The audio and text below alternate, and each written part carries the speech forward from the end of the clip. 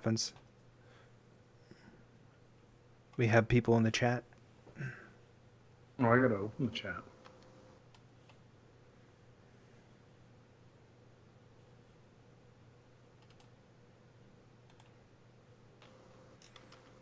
There we go. There we go. There's people in the chat. What? Yeah. There was Dude, what? 8 people waiting in the chat.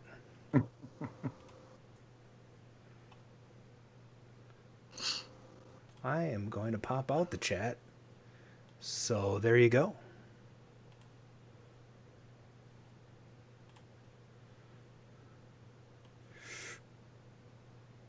Mark, how you doing?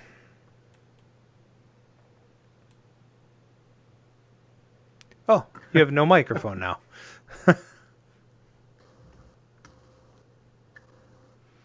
I can hear Brian. Oh, I got muted. I don't know how that happened. Oh, that's because your fan came on, and I think one of us muted you.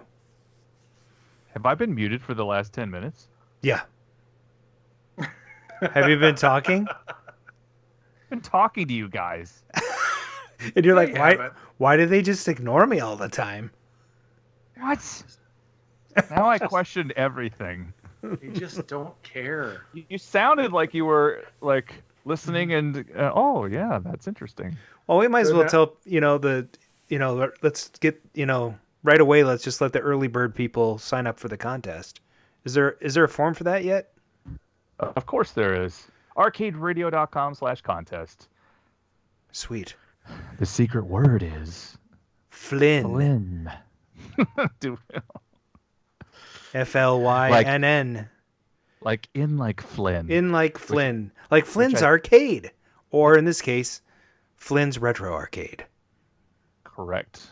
Yeah. Flynn. Save Flynn, or where is Kevin Flynn? That's right. Oh man, I was going through my stuff and I found they did a whole bunch of like guerrilla advertising for that. Like they did photocopy stuff, they did emails, they did like, you remember that when they did Save Flynn, that whole campaign? I thought it was real actually, but no, it was, but I mean it seemed like they just used like photocopies. They didn't have stuff professionally printed up. I mean, they did here and there, bastards. But they also, I guess I don't know how to explain it, except for the fact that, I found like a Save Flynn, photocopy ad thing that somebody had slipped in one of the things I bought, so it was a huge ad campaign. Oh, it's in the chat. Look at that. Arcade Radio just posted in the chat. I got my second monitor hooked up, so I'm less gimped this week. Oh, nice. Good job. Well, what room are we in here? I mean, I don't know if we covered that. Are you downstairs in the basement? Yeah, this is my Atari room. Oh, okay. I've got a Dig Dug APB, Star Wars Tempest, and Missile Command in here. Oh, and this Atari football. So, nice. Only Atari's in here. And that room is the size of my entire apartment. That's the way to do it. Yep. You play the guitar on your MTV. That ain't working? That's the way you do it. That's the way you do it. In a van down by the river. I was listening to that song while I was building my greenhouse. It was awesome. That's awesome. Yeah. That was... I remember watching that video and just like being blown away back in the day. Yeah. Like, whoa, those graphics are so like so they're cool. like, look what they're doing. Somewhere online, there's guys that made a costume and they can walk around like those blocky character guys. Oh, you remember the Tron guy? Speaking of costumes, who lives in Minneapolis, the Minneapolis area? He does. He does. Oh wait, he lives in like southern Minnesota or something. Yeah. He's not from here though. He's a transplant. I don't think he lives here anymore. Tell me about him. Well, why'd you bring him up? Because we were talking about costumes and the show's about Tron. Somewhere I have a video of my I don't know. former my former roommate actually built a Tron guy costume where he had a giant belly, and a bulge at the bottom, That's funny. That's terrible. Yes. It's so good. Somewhere there's a video of us going, like trying to gauge, like, is the bulge big enough and stuff. So, and we're holding up like a photo. Some good times. That's awful. I need That more was for a comfortable. company I'm gonna have Halloween party. Yeah, what's up? I'm gonna have to make this a standing desk pretty soon. I mean, it is, but I'm sitting on a stool that's totally uncomfortable. I need to buy a new stool. I'm on an extremely comfortable couch right now.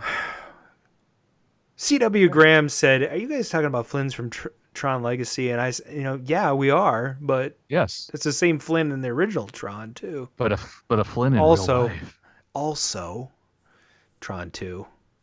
Flynn, Yes. haha, Flynn, PHLIN. Brad Holman, nice. I would like to know what's happening with this Tron 3 that they're putting together. Yeah, well, nothing's happened with COVID. Doesn't go away. Oh, yeah, in Hollywood stuff happens now.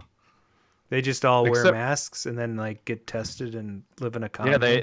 they bubble into a hotel. Nobody can leave. They have to quarantine for 2 weeks before they start filming. It's crazy stuff now, but somehow that's, I guess, what you do. But I guess not if you want to make a movie and make money. They're going to release Wonder Woman for free on HBO Max on Christmas. Oh yeah, for Nice. free. You got to have HBO Max. You got it. Do you want to become a like one of my buddies on HBO Max? I had HBO, and it just got to be too much. I have too many damn channel. Like I have too many subscriptions. I'm tired of having subscriptions. It's getting worse than cable. Manage your subscriptions then, if you want. It's worse than cable. It's so stupid. I don't have cable, luckily. And Netflix just raised their goddamn price to $13.99 for standard. And now they want $17.99 for UHD content. So I'm going to drop to $8.99. So I don't care if I get standard. What the hell? Ow. Jerks. God. I hate it that they charge for bandwidth. It drives me freaking nuts. That's it. Man. It's the same size wire. It's the same size wire. It's been the same size wire for a long time. Oh yeah, 40 years at least. Yeah. I think my wire's a little bigger. Yeah, my wire's longer. All right, let's get this show on the road. All right. Oh wait. Something's wrong. Is it? Did you guys hear that? I didn't hear nothing. Like, did you try to start the show and then? Yeah, nothing happened. What if you hit your head against the steering wheel? Does that help? No. Oh, that usually fixes it. It's very odd. I mean, because I saw the video pop up, The video popped up. but there was no noise. CW Graham says everything is wrong. Yeah. Yeah, something's not right. It's just totally fading away. Oh, Adam's music has finally been censored on YouTube. Somebody claimed ownership. Yeah. again. Again. That's freaking Bastards. annoying. You space bastards! You killed my pine! Right? Right? Wow. Oh, I see stuff. Yeah. It's just there's no noise. It doesn't. It's really odd. Too bad we don't know the song. We could do it a cappella. Yeah. No. Let me just check hijack, see what's going on here. Right. It's very strange. It's like the intro music got muted somehow. I don't know. Yeah, that's crazy. It's just not working. Skype only, everything else. Welcome to the show. Hey! Yeah. I don't know. It's Didn't write a good enough intro. Did you ever see the intro video I did? So we used to do these product videos for the shop, and people kept telling me I needed an intro, like a splash screen. yeah. And so I am not like creative with video and stuff. Like I get on there and talk about technical things with products. Sure. So I wrote down on a sheet of paper like Paradise OBS MX, and then I played music in the background and moved the paper around and said, "There's my splash screen." And I think that got more attention than the actual product I was talking about. It was pretty funny. I kind of like made little noises and stuff and moved it off, and I had a few pieces of paper. It was my my making fun of people telling me I had to have a splash for my videos. We could do it. We could just do it. Hey, is it going to be? Oh, I'll ask you offline. I'll ask you when you figure out how to play the show intro. Folks, please welcome. I'm writing the stuff that Adam has to say. It's never this close, but oh my God, I figured it out. Oh, I hear it. You know, it was just a user error thing. Oh, thank goodness. Because when we were prepping the show, Brian told me to turn it down, and I turned it down on the goddamn application. I've never done that before. Because none of us could hear what was going on, and our guest. Well, you know what? Shut the bleep up. You're not running the fucking show. He was sharing. Oh, damn it! I just swore twice. Our guest was sharing, and you were playing music over him. You are really a pain in the side. Do you know that? I'm never drinking freaking flavored complainer. All right, let's go. All right. Mine's still longer. Live from KOYR Studios in Minneapolis, Minnesota, this is Arcade Radio. Where I live. Run.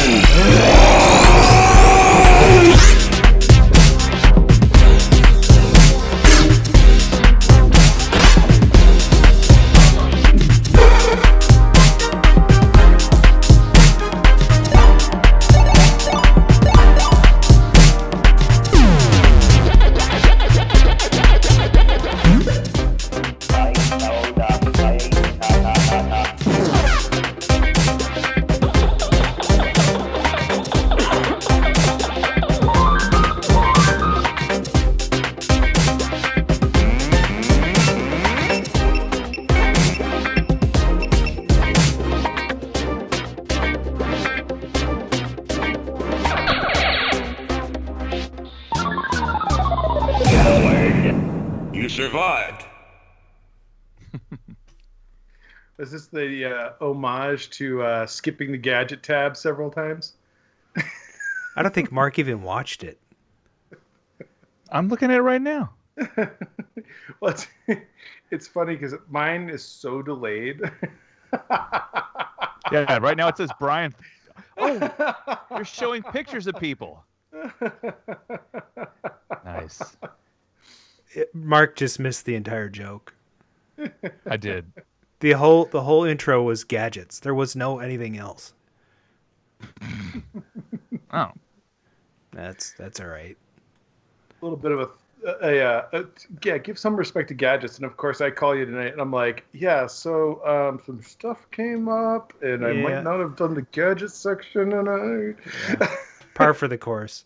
Hello, and thanks for listening in from the Arcadosphere. This is Season 5, Episode 2 of the Arcade Radio Podcast. Today is Thursday, November 19th, 2020. The time is now approximately 7:30 Central.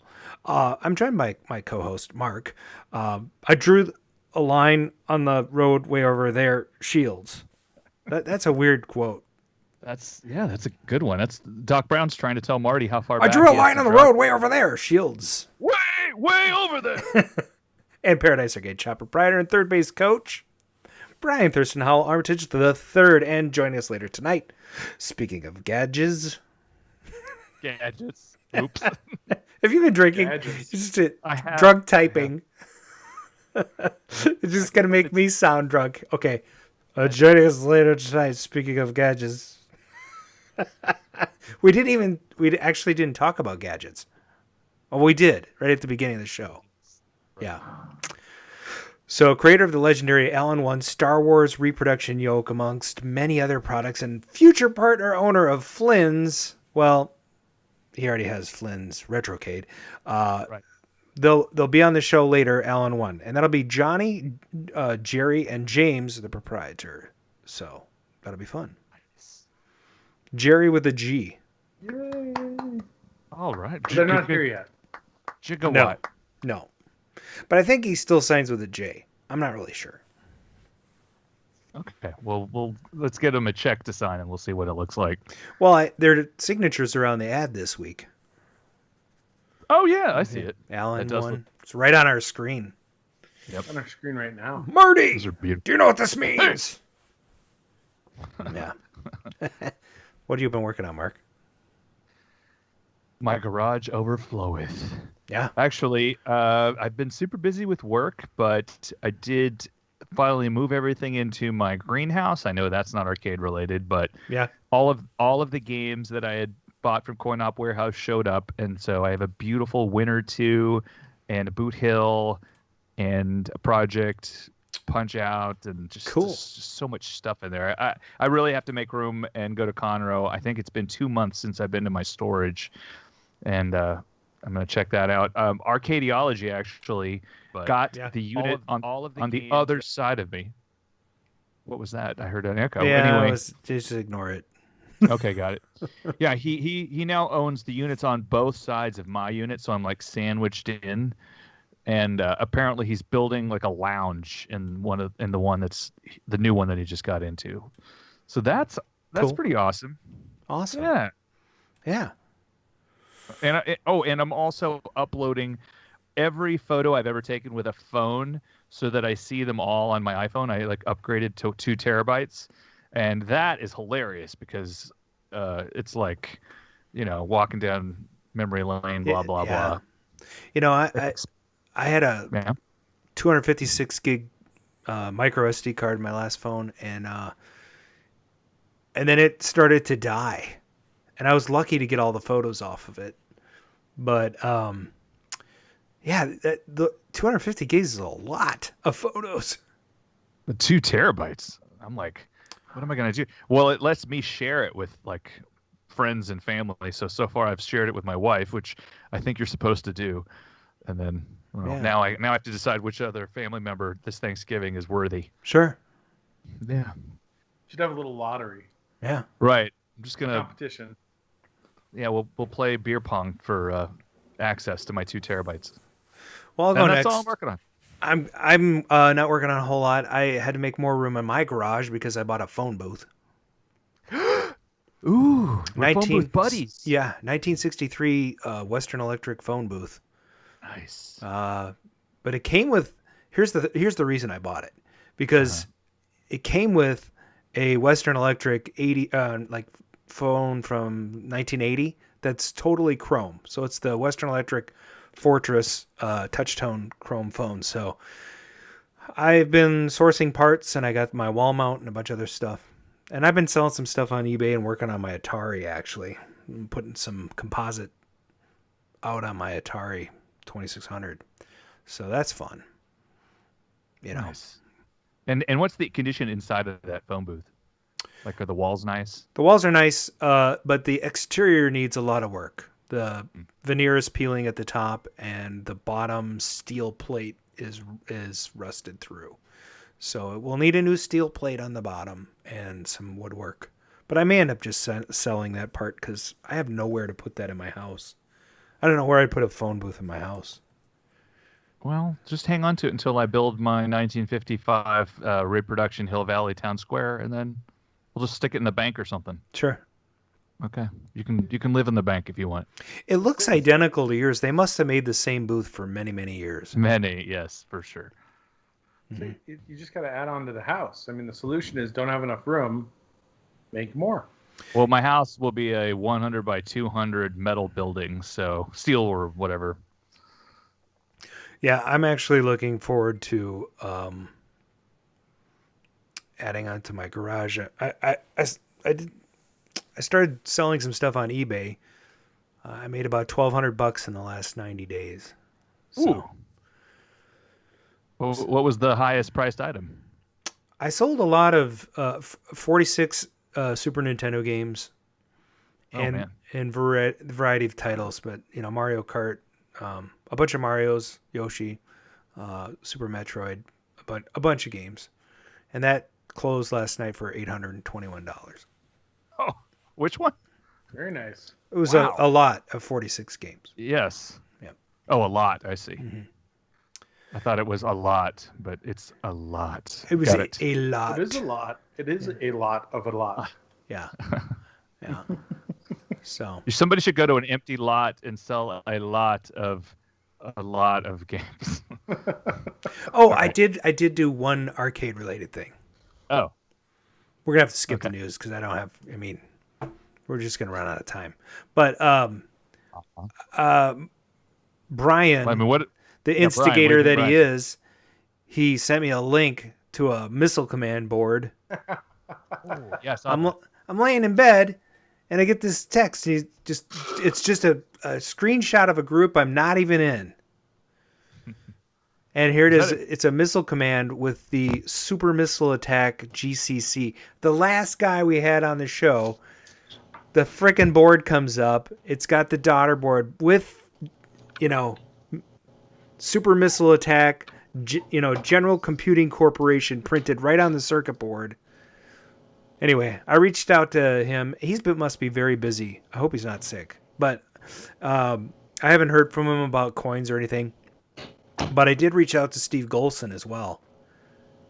And someone's microphone just went. we have a new attendee.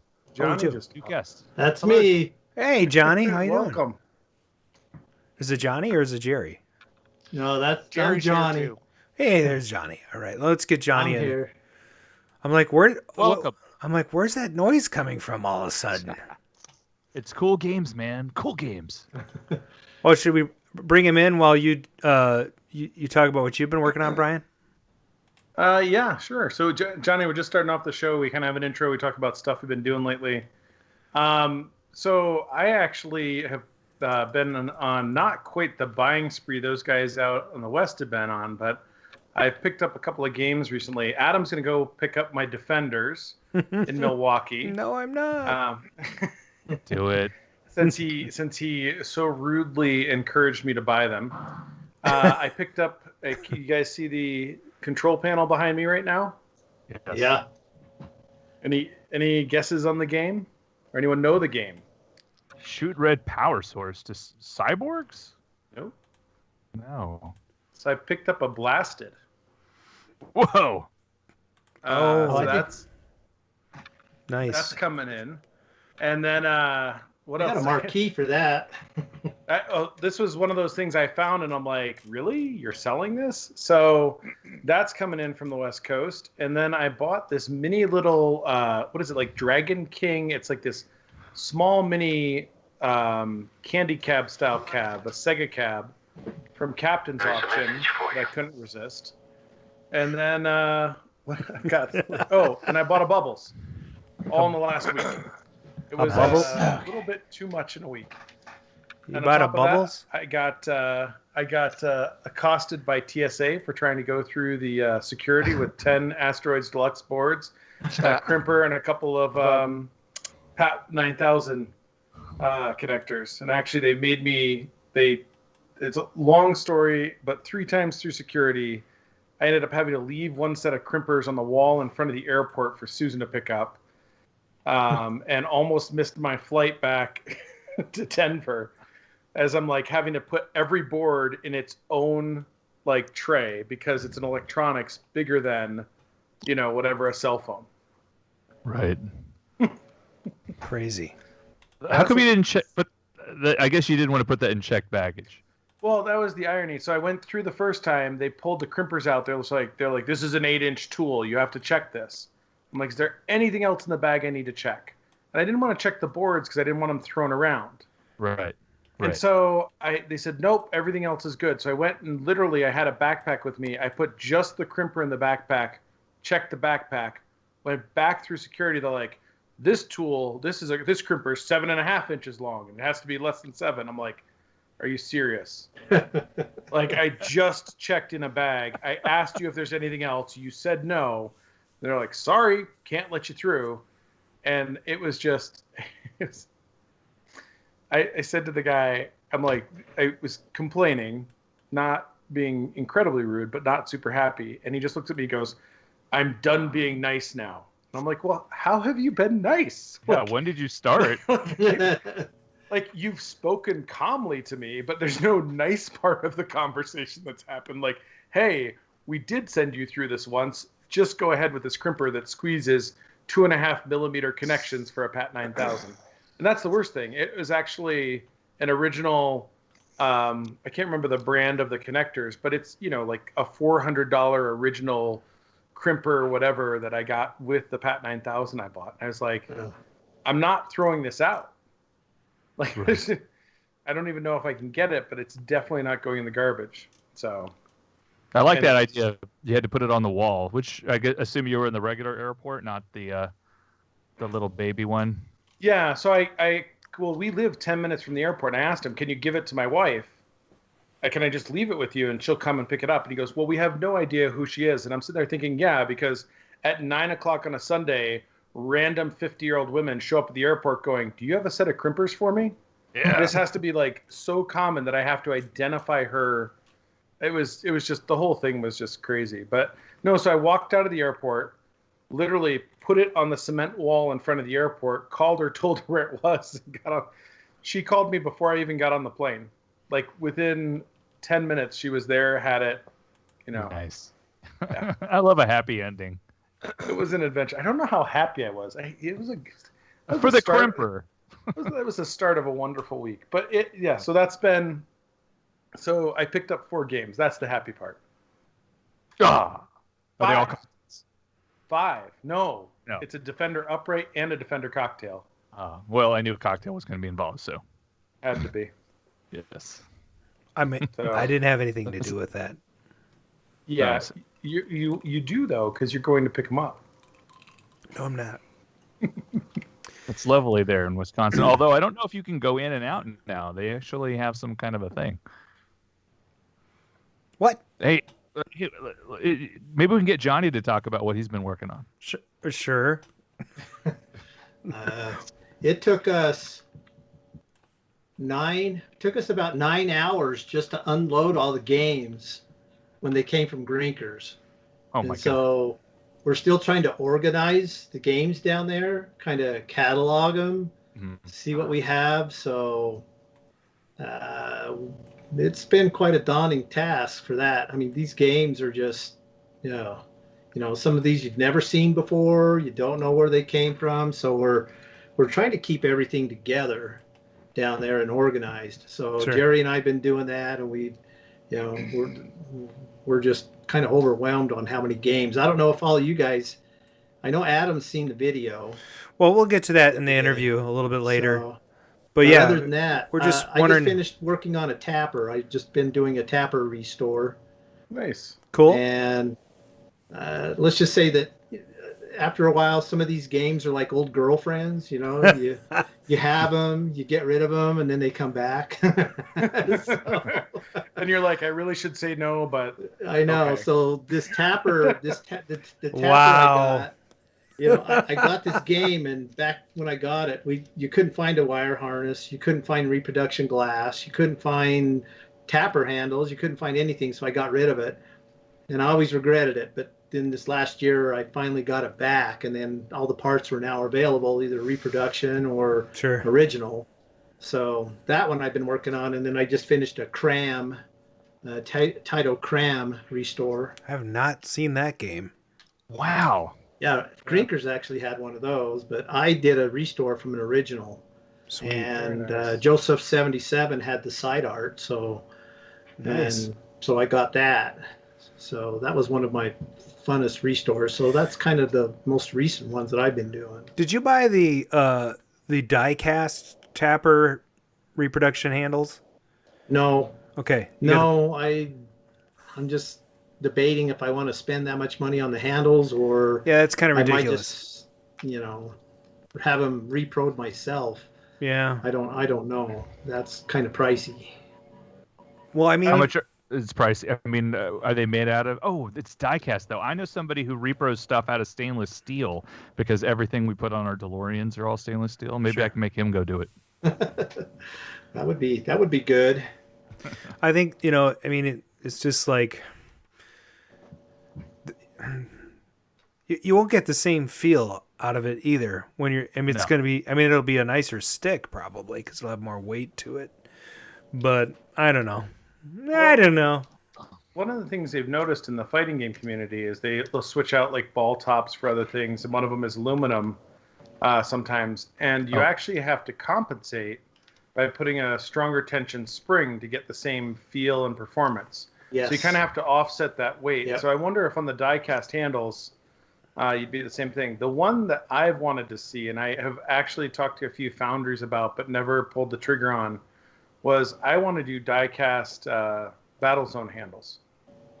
Because, like, to me, like, one, the handles break, the old Battlezone plastic handles, but two, the really neat thing is, like, when you're driving a tank, having your hands on, like, metal cold handles, just to me, would almost add to the feel of the game, not take away from it. Like, it would kind of enhance that interaction. Yeah, if you could have them and they were kind of like molded for your fingers, you know, so that it has a better feel. You could do that even if you had the original. Because, I mean, the game is old enough that controls back then were kind of clunky anyways, even in, you know. Yes. But, like, just that metal feel while you're driving a tank in that game, I think would be, it would add a little bit to that sensory interaction with the game. It would be kind of fun. Yeah, for my tapper, I actually went and found they're just little short acrylic taps from the 70s that actually had the bow tie embedded inside our acrylic, and I was going to use those instead of the other handles, but the weight difference, like what you were saying, the weight difference is just too much. You know, it's like, how am I going to do this without going in and modifying the handles themselves for springs, and they were just too heavy.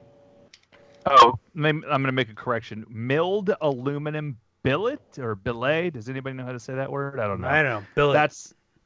That's what these guys. They have shops that basically reproduce parts. But I mean, that would be cool to have some tapper handles made that way. Yeah, I'm doing it. People are gonna say, "Hey, are you RAM controls because you're making like cool parts?" And I'm like, "No, nope." I'm ROM controls. I'm ROM.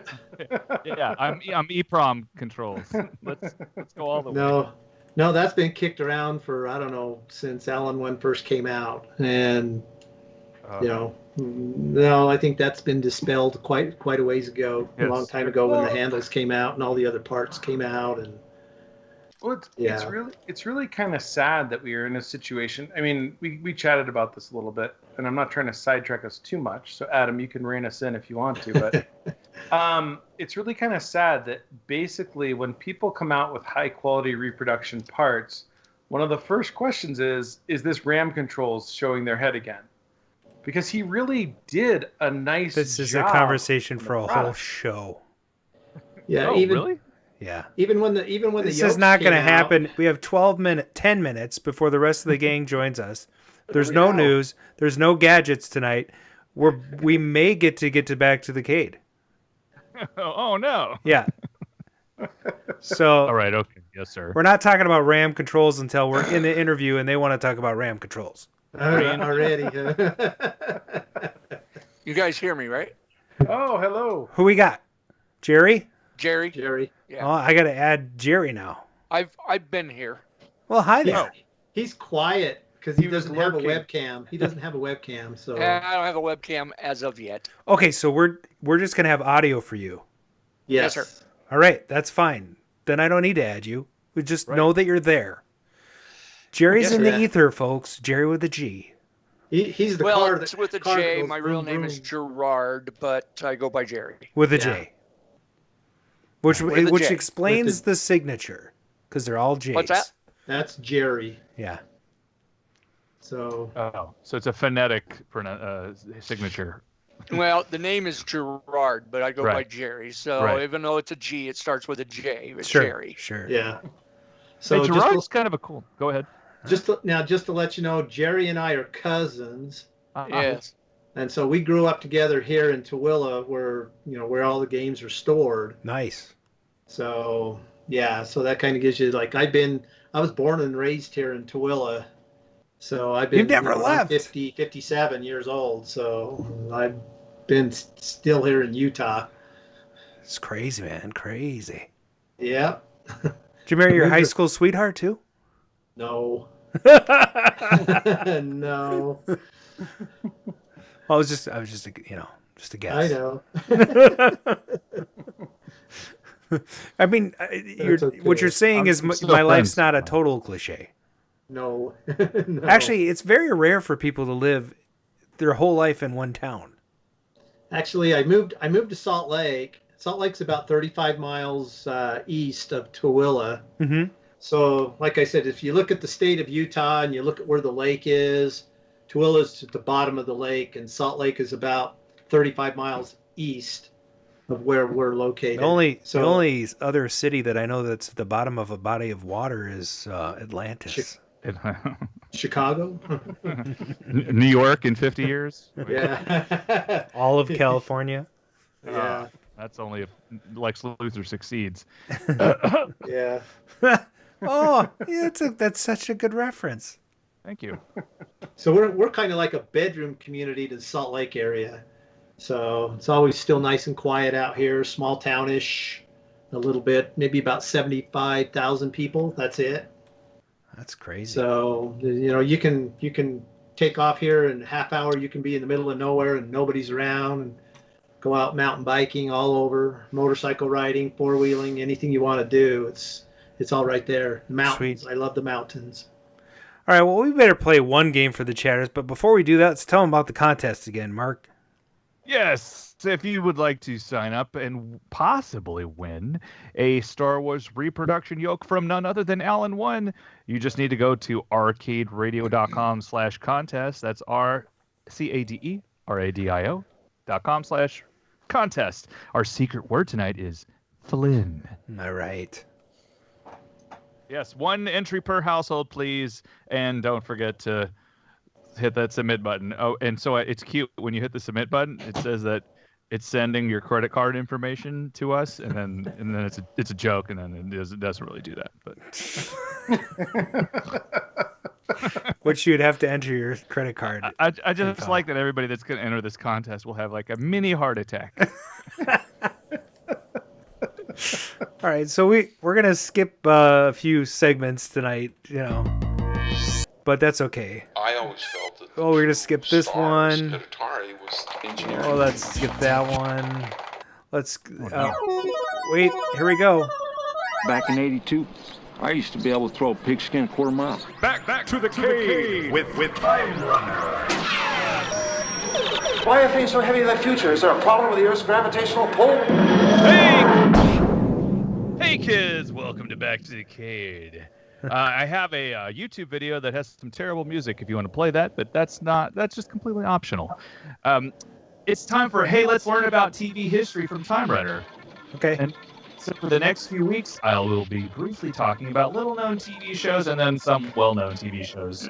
But tonight, we will be discussing the Magnificent Marble Machine. Has anybody ever heard of this show? No. Oh, really? Okay, so it aired from 75 to 76 on NBC, and then they took things next level. They built a life-size pinball machine in the studio, and the ball was up to about a 4 foot tall ball, and contestants would be teamed up with celebrity guests such as Scott Baio, Chachi. And they would answer questions in order to make it to the bonus level where they would, win prizes. And then also play in a freaking gigantic pinball machine. I don't remember this at all. No, it did not make a dent, really, into the cultural, legacy of things. You could win a brand new Opel Manta. Have you ever driven an Opel Manta? I knew Opel was a car manufacturer, but... Yes. I just figured that out. I thought it was a type of necklace for I thought they only had one car. It was called the Opel. That was it. Oh. Yeah. The Opel Manta. I don't know what Manta is. Maybe it's like, hey, dude. Black Oh, Manta. that was nice. Who's got the sampling going on? That's pretty good. I like that. I'm sorry, that's my phone. Hey James, welcome to the foray here. You're all here now. As with any, We're just playing a little game. Well, we haven't started the game yet, but no. Well, we can start right now because we're done talking about the magnificent marble machine. Okay. And now just here's the part where I ask Adam, What's in the juke?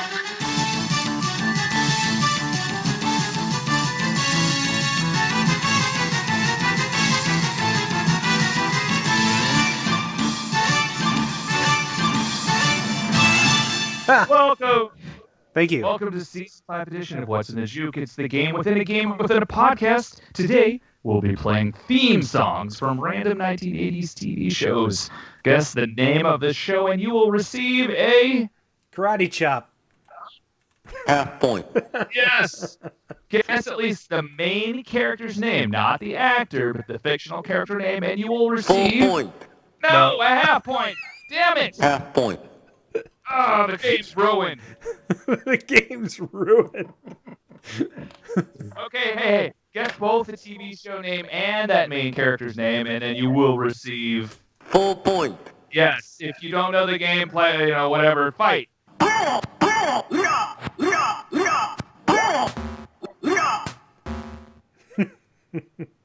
Is that good? That is good. All right. Somebody said that I have a strong echo on YouTube, but I don't think it's going to matter while we're playing the game. Oh, I can fix that. Don't worry. Oh, okay. Yeah, it's just Nice. that we added James, and so now we should be good. There should be less of great. an echo. Thank you, sir. Yeah, I'm sorry about that. I don't know what in the world happened, but we'll make we added a few guests. We don't usually have 3 people on at a time, so It is rare, yes. yeah. This whole show's been a wreck today, guys. It's one of those shows you'll go back to and listen to and go, gosh, that was fun. Especially when Adam dropped the F-bomb in the first 3 minutes of the show. Yeah, you guys missed that. Yeah. Oh, yes, we did. That's okay. Welcome, James. We're over it. Hey, thanks, guys. So if your families are listening in, I apologize. All right. So Mark, we have another, I don't know, we could still get flagged with these, I think. So here's what I did. I found purposely terrible mono versions of these songs so that it sounds like it's coming from your TV in 1980 whatever. All right. We'll see how it goes. We're going to play a clip. Here's your first clip.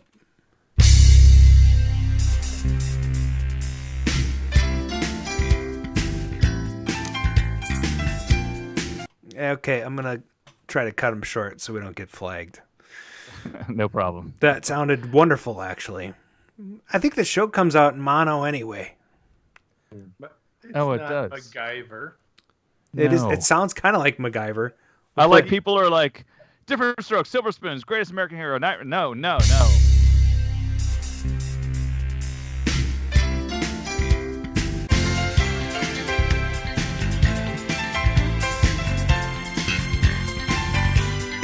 All right, let's ask our guests. Maybe they know. Yes. But it's a terrible song. The name of the show is an acronym. There he goes. Mr. Peabody got it. Oh, actually, Mike Page got it. All right, it's Alf. He's probably sitting there going, I know this. I know this one. Elf. Alf. What a terrible, terrible show. I I don't like think that was cats. Where's your microwave? Why? The cat wouldn't fit in the casserole dish.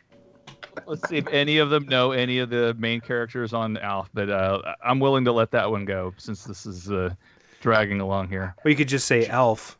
Okay, here comes your next track. Alf has a real name. That's all you gotta play. That's Yes. Cheers. Oh, he gave it away. Johnny gave it away, so we're gonna give him a half point. Johnny. Nice one. Point. Just so you know, the chatters are like 20 to 30 seconds behind us. Yeah, we always have to like make small talk while they. Well, not 20. It's like 10. Yeah, it's less than Facebook. Have you done a Facebook Live event? It's ridiculous. All right, here comes your what? Joe Josen does get a half point for the Ted Danson. I'm gonna give it. Nice. Done. Ted Danson's actor, but I think Mark's looking for a character, but but whatever. In the interest of time. All right. Because we have a lot to talk about. Boy, this one's crappy. Thank you. Johnny just said it again. He can't help himself. Johnny is up to a full point. We always try to get the guests to participate. They always just sit there and look at us like, Johnny, you're invited to every other show now. Okay. Sorry, chatters. You're just not going to win with Johnny in the house. I don't think we're supposed to participate then. Oh no, it's actually. I mean, it's great when so it's funny because the listeners love it, but the guests usually look at us like, I don't know what you guys are playing. I've watched too much TV. Tell you what, I'm going to give you points, and then also the person that's one of our chatters, they will also get a point. Did somebody give a character name already? Yep, Andy Baldwin. All right. Got the Bo and Luke Duke, and of course the Dukes of Hazzard. All right. Given to the Greek. You could have said Daisy or Cooter too, couldn't you? Yes, I would. Or Uncle Jesse. Kind of minor characters, but I mean, Shepherd of Lost Sheep. Come on. All right. What would be hard was remember when they didn't want to be on the show and then their cousins showed up? They didn't want to be on. They wanted to be paid more. Is that what it was? It's Coy and Vance. They actually made a lunchbox for Coy and Vance. It's super rare. God. They were only on for 6 episodes. I can't believe you know their names. What happened? Did they get them to come back? The regular they guys? got them to come back. All right, here's your next track. Thank you for being a friend. Come on, Johnny. Wow, I can't remember that one. Oh, sure. It's my wife. It's a lady's name. James knows it. My wife knows all of these from Family Guy references, which is weird. That's hilarious. Come on, it's a lady's name, but I'm not going to say it. For being a friend. Joe Drosten gets it. Is the Golden Girls, and and he got one of the main characters, Blanche. Blanche is the only one I can remember. Blanche, Rose, Dorothy, and Sophia. This next track is actually in my jukebox. No.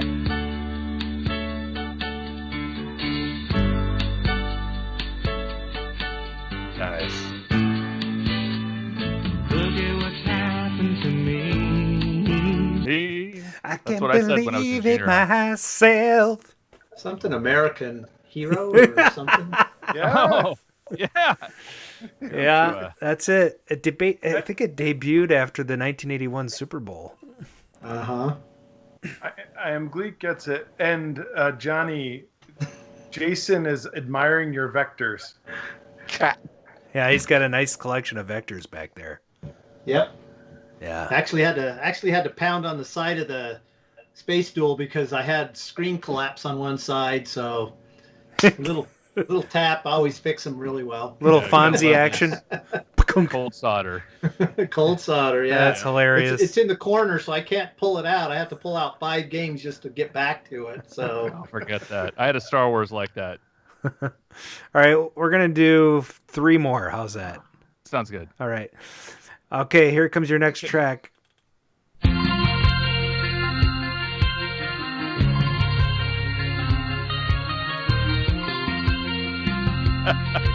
But that's a terrible clip. I love it, though. I know.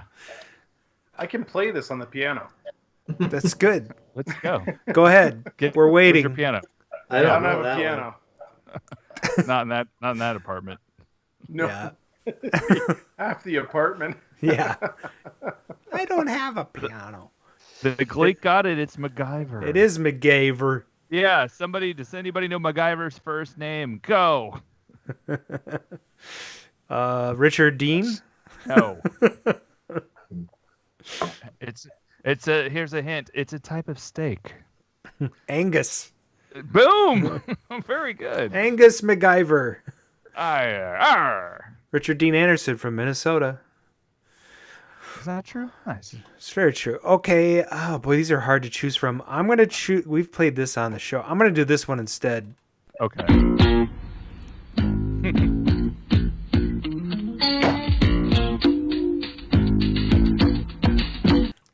I love that show so much. No, that wasn't Night Court. No, that wasn't that. It was Night Court. Oh, they got another one. Now he needs to guess a character. We need a character.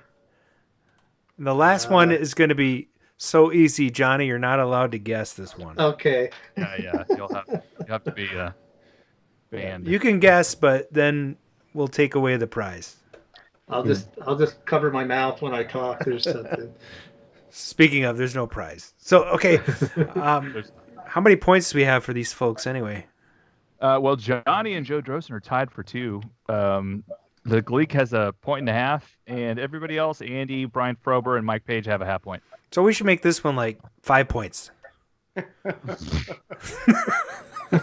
the rest of the game completely irrelevant. If you get this one right, you win. Unless you're one of the guys that, it doesn't matter who gets it now is going to win. All right. Here comes your track. Miami. Oh, you weren't allowed to. I mean, he just can't help himself. He's, oh, God, Miami Vice.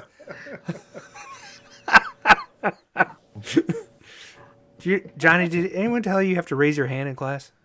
Oh, did I? Is that like this?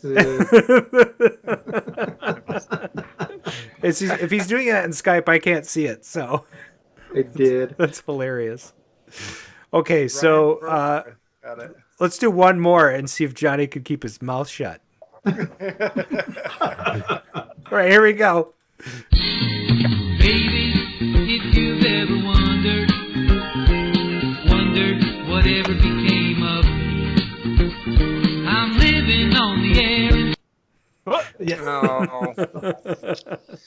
WKRP. Oh man! You guessed it. Jerry, out of the ether, he's just Everybody like thought it was the WKRP. Nope. It is WKRP. Yep. In Cincinnati. So who's Les Nessman? Who's going to be Les Nessman? Yes. All right. Well, we did get the show started a little late, but that was fun. Mark, tell us who won. Well, we're gonna say that was the Gleek as right. the winner with his 5-point bonus, and then everybody else, you did not win. So. You weren't even close. All right, let's tell them about the candy wrappers when I was growing up. They didn't say this isn't a winner. It said, "Sorry, you are a loser." Loser. All right.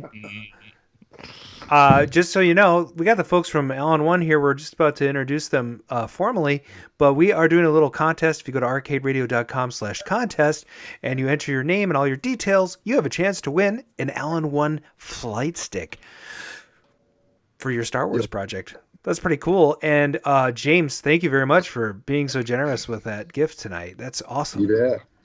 So, okay, ladies and gentlemen, I checked the voicemails. There are no voicemails. I checked them thoroughly, and there's just nothing in there. So, I think.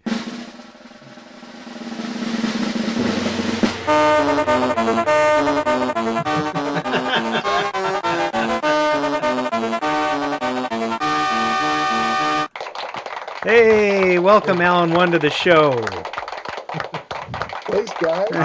I know when to clap. All right, let's go around the table, the proverbial table, and introduce yourselves, James, Jerry, and Johnny. James, why don't you go first?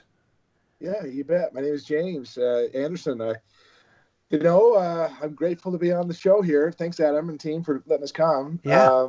I'm in Utah. 6 kids, only 1 wife. And, he's working on another one, though. 23.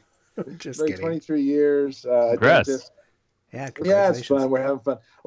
A couple kids are married, and it's just fun. We've been collecting, arcade stuff since the days. I met Alan Bushnell, Nolan Bushnell? Nolan Bushnell for CES. It was CES last year. Oh, okay. And we started talking. I met his sons. They do the Polycade thing. Yep. And I found out he's from Utah. He actually went to the same high school that was our high school rival back in the day, Davis High. That's funny. And went to the University of Utah, worked at Lagoon. I did all those things growing up. There's some connections there. So we We love Atari around here. That's great. We had Nolan on the show. And Tyler. And Tyler. Yeah. Great guys. They are wonderful. It's a neat family. Yeah. Like they're a tight family. So you have 6 kids. Are they all hygienists? No. No. My oldest is 23. He's in college right now. He wants to be an oncologist. And then my youngest is a little 9-year-old. She's cute. That's awesome. Yeah, you got a whole range of ages. That's awesome. Hey, Jerry, can you hear us? Yes, sir. Why don't you say who you are and why you're here? Jerry, I was born in Utah, but then parents moved to California, so I was down in California, Southern California, for quite a while. Then moved back to Utah. That's awesome. Arcades. I mean, in California. I mean, I grew up in the '80s. I lived in the arcades, so that's kind of what got me to this point, as far as collecting. Cool.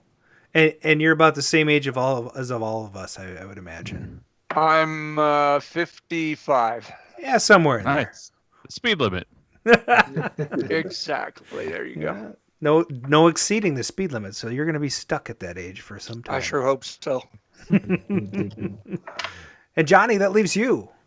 That's me. So, and like I said before, Jerry and I are cousins, so we grew up together. We were born and raised here in Tooele, and I went to high school here. I graduated in 1982, so we were, like I say, right here in the midst of all of this arcade stuff when we grew up here. Yeah. So it was really fun. You know, it's like there's an amusement park here locally called Lagoon, and like what James was saying, that's where Nolan Bushnell was he ran the arcade up there and he did all that, and that was our favorite place to go because that's where all the newest games came out, and we got to go up there all the time and play those. So very cool. Yeah. So what I don't do arcade repair and all that full time on the side. Jerry and I have helped James out quite a bit, so we've learned everything by just working on things, and we do this for fun. This is something that we do for fun. Yeah, this is an interesting. This leads into my first question, actually. Okay. Yeah. So, James, I know you're going to answer first, and then Johnny and Jerry are going to have to follow up. So, it's kind of a how you all got connected question. Yeah. So, James, you have an arcade. Tell us about the arcade and how you got hooked up with these two yahoos. These guys, they say on a grand opening day, the Star Wars cockpit went down like an hour before we were supposed to open. We had cameras there, you know the drill. We had cameras and everything, and these guys were over there swapping boards, and we pulled it out of a Gravatar that was in storage, and anyway, we got it back and up and running. I had no idea what they were doing. To me, that was a long time ago, and they taught me a lot, and it's been a lot of fun. But I met them through a patient. Oh, interesting. I owned this building, and I had a practice there for years, and we kept having people in one of the other places where the arcade is now. If you go to FLYNN'S.com, you can see it. But they kept on going bankrupt. We had a vendor after vendor, store after store over there, and I kept thinking, and I'm not a bad. I don't like they signed 5 years leases. I don't go after them and make them pay if they leave after a year because they went bankrupt. I don't care about that. They tried, it didn't work. Yeah. So I kept thinking in the back of my mind, okay, I got to put something over here. And I have all these games my sweet wife lets me collect in my basement on eBay forever. Let me just go see if I could do an arcade over there. I knew about ground control when I was in dental school in Oregon, and I tried to mimic the tile and stuff from the ground control guys. I saw the cool 8-bit tile they did in their bathrooms. So on our website, you can actually see the Miss Pac-Man floor maze that we put down that gets a lot of likes. Yeah. But I had a patient who found out about what we were doing, and he said, "Hey, you got to meet these two guys, these cousins from Tooele. Do you guys have your own lunchbox? I don't know if you have your own. 6 episodes, maybe. You'll get it's Jerry and Johnny's, or Johnny and Jerry are the replacements for Coy and Vance. That'll stick, guys. So they came up, and then I met them the opening day. I think was it opening day that I met you guys for the first time, Johnny and Jerry. You met Johnny first, I think. Yeah. Yeah, I came up a little like bit before. Yeah, maybe like a day or so before. I was helping you work on several games at the same time. It's like, okay, pull the chips on this, reseat the board on that, do this, turn this off. I was just kind of floating around the whole arcade trying to help out. So so far I'm getting, James, that you had a collection in your basement of some number of games. And you decide, I'm going to open Flynn's Retro Arcade in my adjacent space in the building that I own. Yep. And so you throw all these games in there, and presumably you buy more, and things aren't working. And so you have a patient. They're not working. Am I good so far? You have a patient. You are. You're on the right track. That knows a guy, and you're like, you do. So then you call up these guys, and how did you approach them? Were you like, I've got this arcade and all of my games are broken. How? I mean, like, what did you do? I think it was Charles made the introduction, and we just wanted to meet because we had this interest, and I knew that I had another Star Wars cockpit at home, and I had a couple others that had gone out, and I knew that I would need some help with the vector stuff and sure. XY stuff, and I was looking forward to meeting guys that in Utah that like this stuff. Yeah, totally. Yeah. Always fun.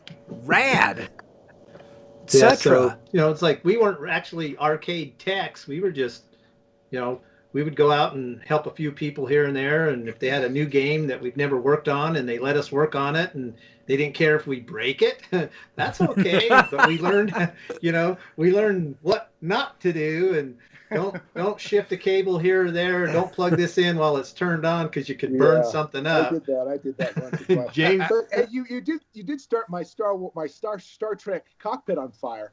I mean, yes. I turn it off. Yep, we did. We were trying to fix that vector monitor. Was it the Amplifone? Yeah. No, it's the GO8. GO8. The Sega color vector monitor. The classic Fireburner. Oh, the Star Trek. Did you say Star Trek? Yeah. Star Trek. Yeah, yes. okay. Captain's chair. Captain's chair, Star Trek. Actually, I got a video of that too. I got it posted on my YouTube channel. Of the fire? You still haven't fixed that. You still haven't fixed my Star Trek. That big monitors. So you get the captain's chair on fire, and you're not like, hey, let's put it out. You're like, hold on. Let me grab my camera. Funny thing is, we were videoing it at the time. Okay, here we go. It was actually working. Johnny likes to take video, so we were taking video of it. It was working for a few seconds, and then started arc welding. Yeah. Well, oh my God, that's about. And they're like, "Hey, James, get in the machine and say red alert." Red alert. That's funny. We've got a few more cockpits now, so we can swap some parts. But oh my gosh, that's good times. So, all right, so you meet these guys. They come up, they start repairing your games. You get a grand opening, so now you have an arcade. So you have Flynn's Retrocade in Utah. Where is it in Utah? It's in Roy, Utah. Roy, okay. So if you guys want to go to that, we're gonna have to have a road trip out to Roy to go to. Now, how many games are in there right now? About 40 games and 5 pinballs, so it's a small location. Yeah. But how has COVID been affecting you?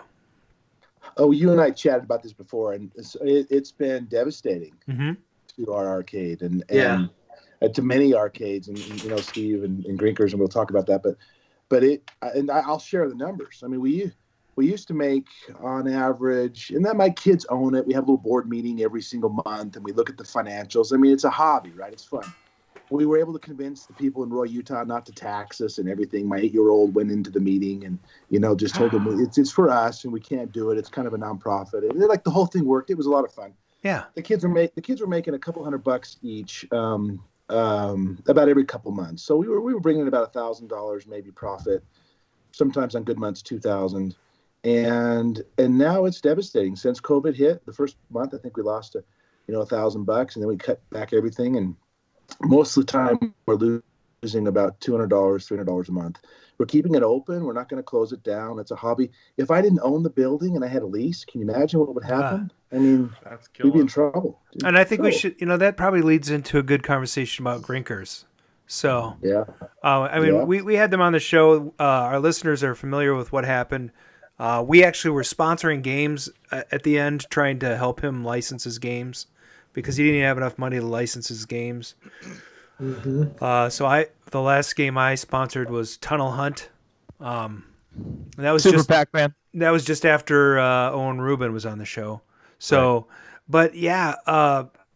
So can you tell us a little bit about your relationship with Steve and how that came about, and what happened actually? Yeah, let's answer the relationship part. I think first, if that's all right. Before I do, Yeah. Though, you two guys are welcome to come and sign the backs of those games if you want. Oh, that'd be put fun. A state tag. You guys can sign the back of those games that you sponsor if you want to. We want to keep the prominence of each game. We Yeah. want to preserve that. This is what we would like to do. That'd be cool. We're gonna get them back out. We'll get them back out in the public one of these days, and we'll talk about those plans. But I first met Steve when Johnny and Jerry kept saying, "Hey, you got to come up to Grinkfest. You got to come." And when was that? 2 years ago we went. At least. I went for the first time. Johnny. So. Yeah, I think it was a couple years. Yeah, it was a couple years ago. It was just right after, I think, 3 years ago, 7. I think it was right after 7, Grinkfest 7.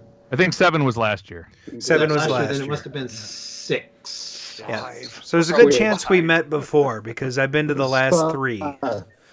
Really? Okay. Yeah. And it probably was that long. So that's when we gave away. So first time we ever gave away a yoke was up there. Oh yeah, I remember that on the prize table. Grinkfest 7. Yes. Yeah. Yep. So very cool. So you met. Actually, James was not at that one. That was me and Johnny. Oh, yeah. Oh, okay. Yeah. So James So was he at was, the previous one. After that. Yeah. Before that, James came, I believe. So, yeah. Yeah, I met Steve there, and he and I became friends. We hit it off, common interests. We both owned an arcade, and I don't know.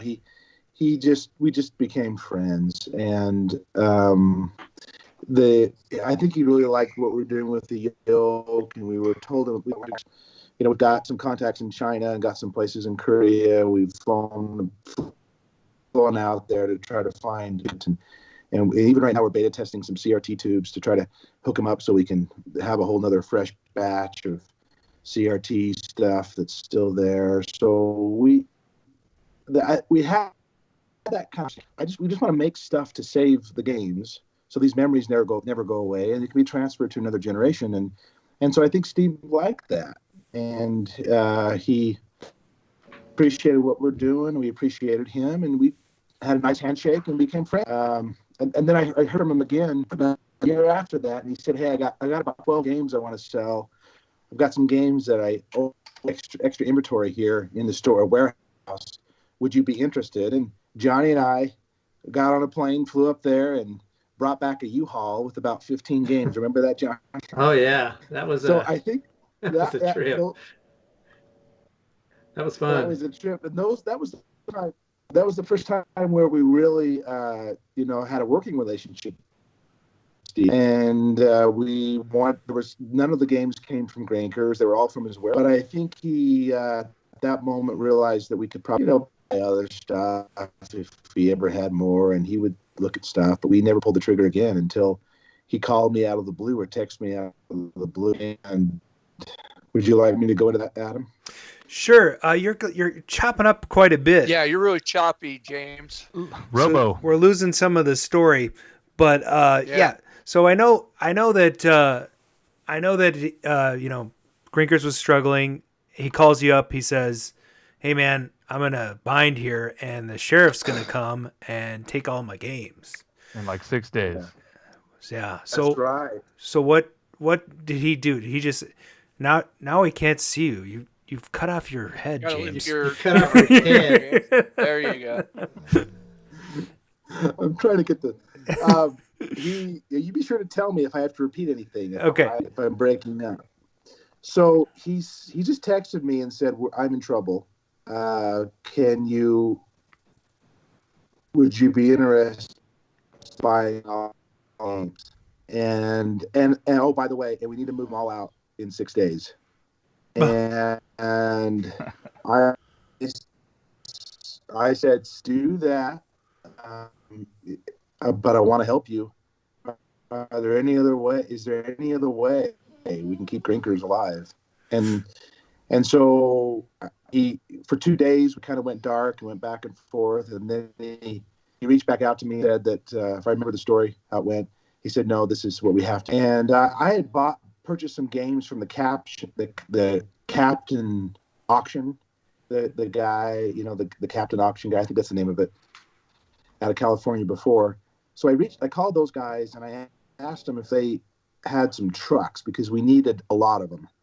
Sure. And what would it cost for shipping to get them down here? And they do it like in 2 days. And we got a killer price. Those guys were just perfect for us. They let us use the captain's auction, the traveling guys.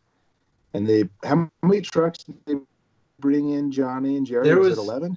There was, about 11 trucks. So you got a U-Haul truck, another U-Haul truck with a U-Haul trailer, a great big 45-foot semi-truck. They even rented some dually trucks with trailers. Dually trucks, yes. There was a dually flatbed that carried some of the cockpit games on it. Yes. It had the Disc of Tron environmental on there. U-Hauls. God, there was at least 8 or 9 U-Haul trucks with trailers on the back of them. And like I say, the longest semi truck trailer you could get, that came as well with a big semi. And they had games back to back, 3 across, all the way deep, and they were even stacking games on top of games inside there. Oh my God! Just to make them fit. There was a couple games on top of there. I would have been. This was an 8-9 hour ordeal. Oh my God! Just loading it into our building. They said it took them how long? 2.5 days. 2.5 days to take it out of Grinkers and load it. Yeah, just to be able to figure, how make everything fit in all that. All right, I'm gonna. Wow. So we were, Adam. We weren't sure if any of that was going to work. Right? Yeah. And so we made those phone calls and that all lined up. And then Steve said, no, we don't need to do it. I don't have to sell them. And then 24 hours later, he said, yes, I do. I need to sell them. I think he was trying to do the court case and he lost the appeal. And I said, if there is any other way, then let's don't do this. But if this is what we need to do to save this collection, because I will not break it up. I don't flip games. I don't. I just hold on to them. I just don't sell stuff. Yeah. No, he doesn't. Johnny, Jerry, you guys. Nope.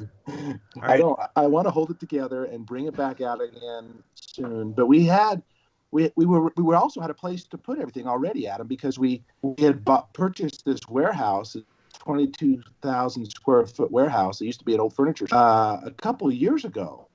Yeah. To put our games and for Flynn's with the idea that someday you would open up a real. Here, let me back out of the picture. Can you see this? Yes, right we can. Food Town. The front of the building. I don't know why it's backwards. That's fine. For us, it's normal. No, for us, it's normal. Fine to me. Yeah. That's It's awesome. Alan's Food Town. That's great. So let's talk about that a little bit. Can I play the video right now and you guys can talk over it? I'll turn the sound down, but I want people to see this. So Sure. All right, here we go. I'm gonna get this this going here and see how this works. Yeah. Let's see if I can. There we go. Now go ahead and you should be able to talk over that. Take it away, Johnny. Tell us about Food Town. Yeah. No, I'm not seeing any video. I didn't see any video. You won't see it, but It's on a little there. delay. It'll be there. Yeah. On It's the YouTube. the YouTubers are seeing it right now. So. I know Johnny and Jerry. You Okay. used to play asteroids at that Food Town back in the day. Yeah. Okay, here you go. Yes. So, okay, I can see the video now on YouTube. Yeah, so this is the first video we did right here. And now, here's part of the second video here. So these are all the games from Grinkers right here. So we had about 35 games in a row, and we did about 9 to 10 rows deep across. So, see, there's a cram right there that we got. Anyway, but as you go back to the back of the building, there's an area back there where we decided to put all the cockpits and everything back there and sit-down games. because we had the room. And so here's from the back side of the building right here. We had to make room in our building because we had our games, we had the games all spread out. Yeah. So James, gave us, we got real, very quick notice on this. So, sorry, guys. Yeah, we had to get James's guy, Doug. He came out and we kind of went over and mapped everything out and kind of walked things out of, the over 300 games that were going to come. And we kind of made it work to where we'd be able to wheel them all in and put them in line. And it worked out good. It worked out perfect. I was quite surprised. Yeah, and this is just a sea of arcade games. I mean, it's fun. What's funny is say you bring somebody in to show them for the first time when they walk in there. Yeah. The expression on their faces is great. Videos don't do it justice until you walk in. Yeah. And they'll have a friend with them or something, and then they'll go walk off to check out games, and you're like, okay, where did they go? Where did they go? Yeah. We lose them. Like, we have to go walk around to find them, because there's just so many. So how many games are in that warehouse? Oh, I don't think we've counted them all yet. No, we haven't. We got to go around. I would say there's at least 650. Yeah, at least. Maybe more than that. There's at least that much in there. That's my collection. Some of my collection, some of Johnny's collection. Yeah.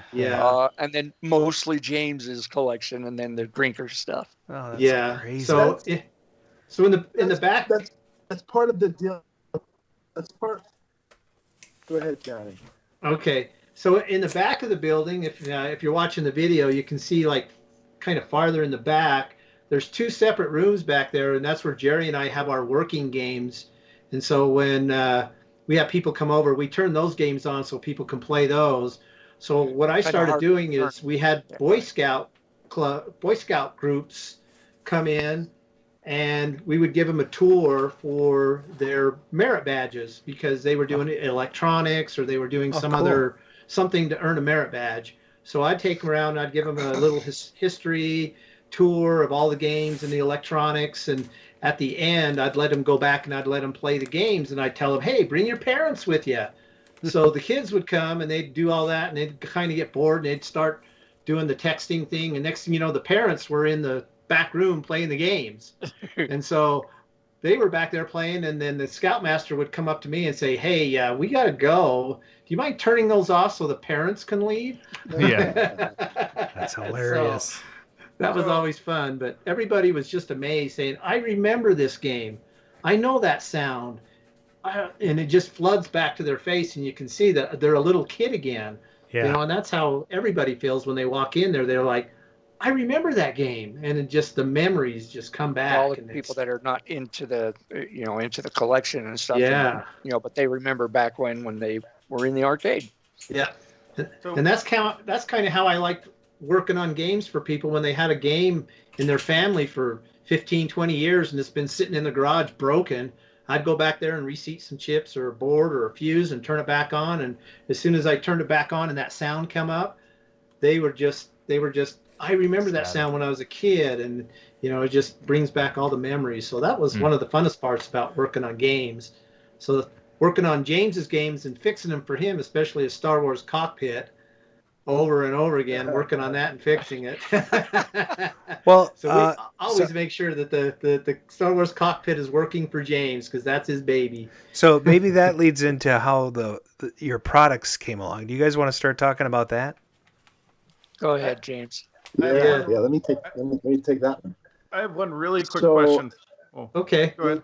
Well, just a quick question about. So, were there any, like, each of you, was there like a game that came from Grinkers that you just went, oh, I haven't seen this one. This is awesome. Like, is there one that stood out for each of you? Yeah.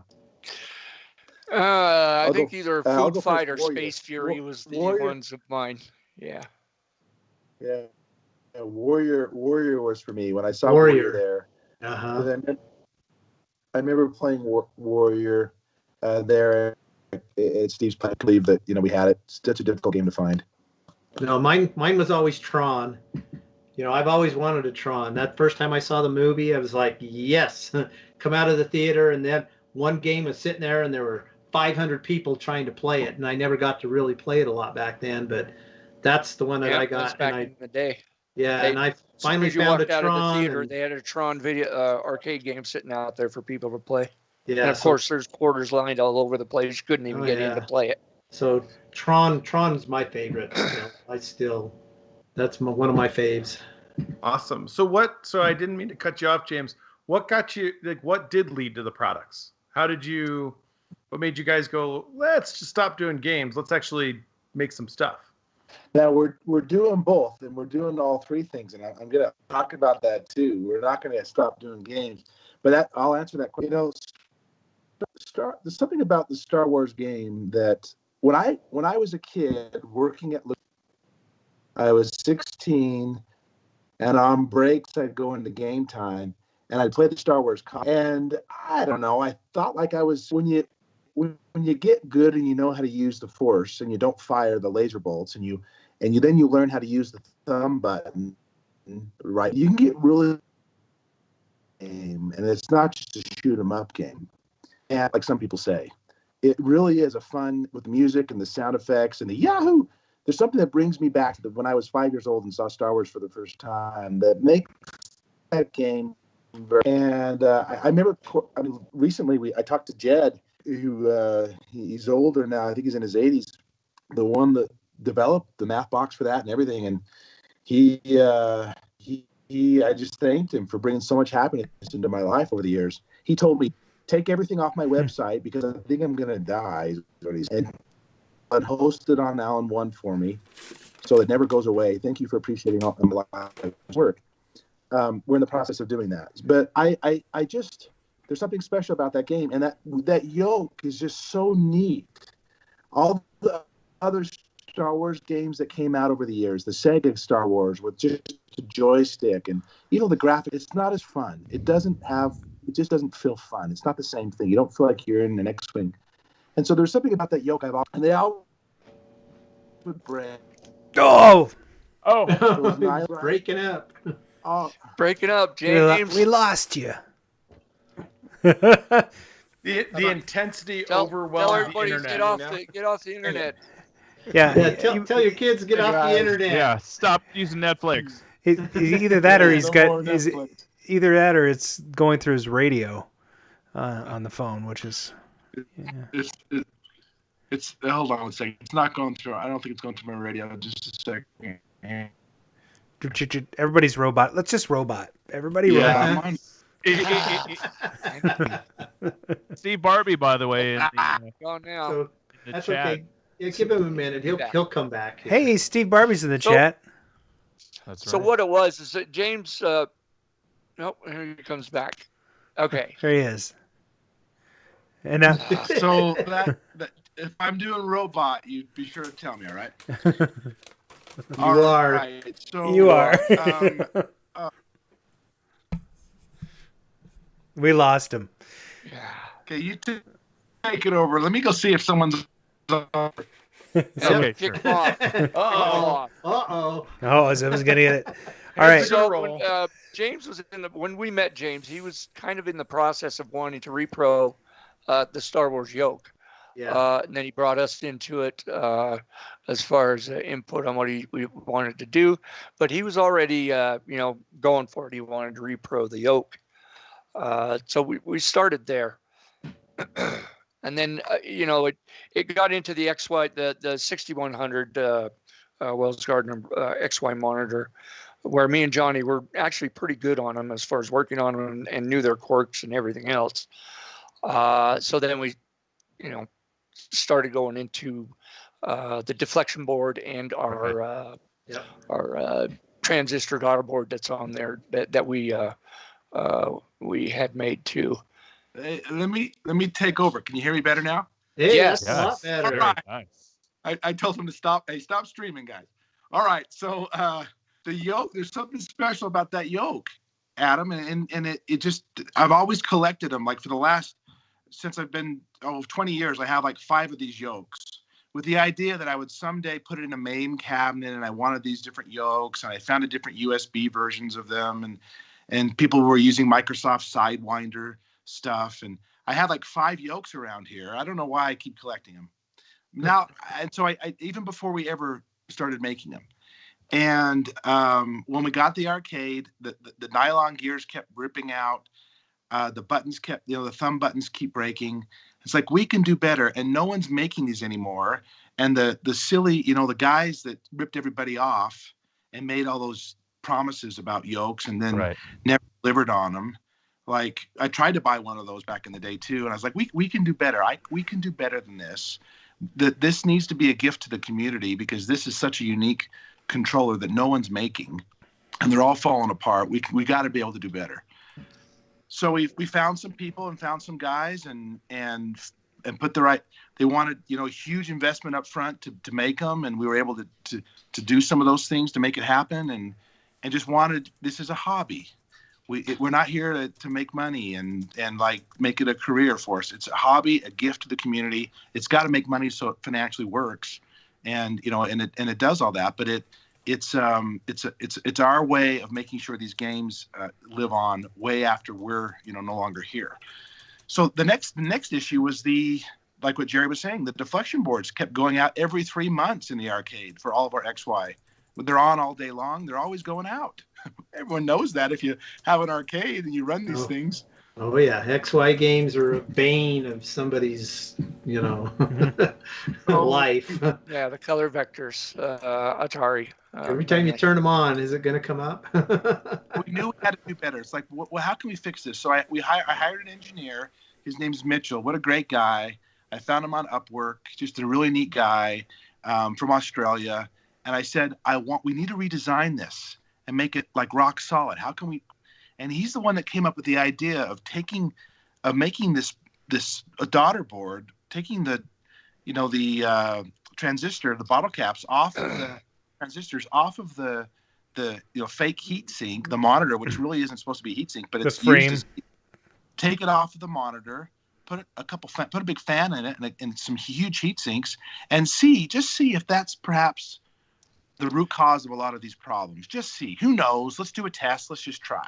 And also with the newer version, or newer transistors, the ones that are actually more stable. Yep.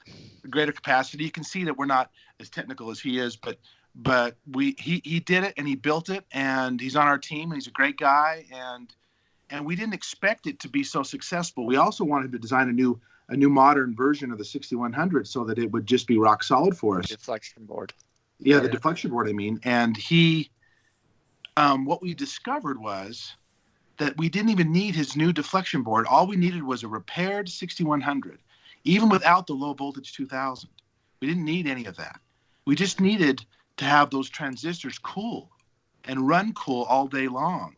Yeah, we actually showcased that down at the CES, or CAX. We took that down to CAX because we showed them down there, and you could touch those. You could even touch them with your fingers. They weren't even hot, so it worked out really well. Oh, that's so cool. We didn't think this would solve the problem, but it did.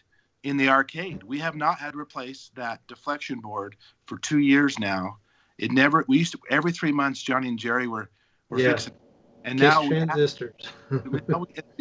Something blows, the case transistor blows, then something blows in the motherboard, or it's the other way around. Like, you never really know what comes first, the chicken or the egg. Well, we've proven just with having using a standard stock deflection board that's been rebuilt, with having newer modern transistors that are cool off of the monitor, and then drawing power for the fan right from the high voltage system, so it's not coming from you could plug it into a fan, plug it in an outlet if you want to too. We have both versions, but it solved the problem, and so all of it was just, we got to keep the games running so they're not always going down in the arcade, Adam. Yep. And that's what kind of led us into this new path. And then we had new people join the team, and some have come and gone, but there's another friend named Nick who built some adapters, and he's done some chips, and you can see it on Alan-1, Alan-1.com. and some USB adapter chips, and we're having fun. Yeah, Nick just repro'd the asteroids board. Yeah. I saw that. Did that just for fun. He just did that for fun. That was even before we met him. He built that. Yeah. He built the board and populated it and everything. Yeah, a whole repro asteroids board. And so we got to test that in the arcade too. I like the printing of the asteroids on the board. That's pretty cool. Beautiful. If you haven't seen it, go to Alan-1.com and check it out. It's pretty cool. And what we're actually selling, we're just doing a run of 100 of those because that was the minimum, and we're probably never going to ever sell those out, right? But they're going to be fully populated. They're going to be ready to go to plug into an asteroids. You don't have to find any other chips. They're all what we're selling there is all built and put together and soldered and through hole and ready to go. What about Asteroids Deluxe? We got to get one of those.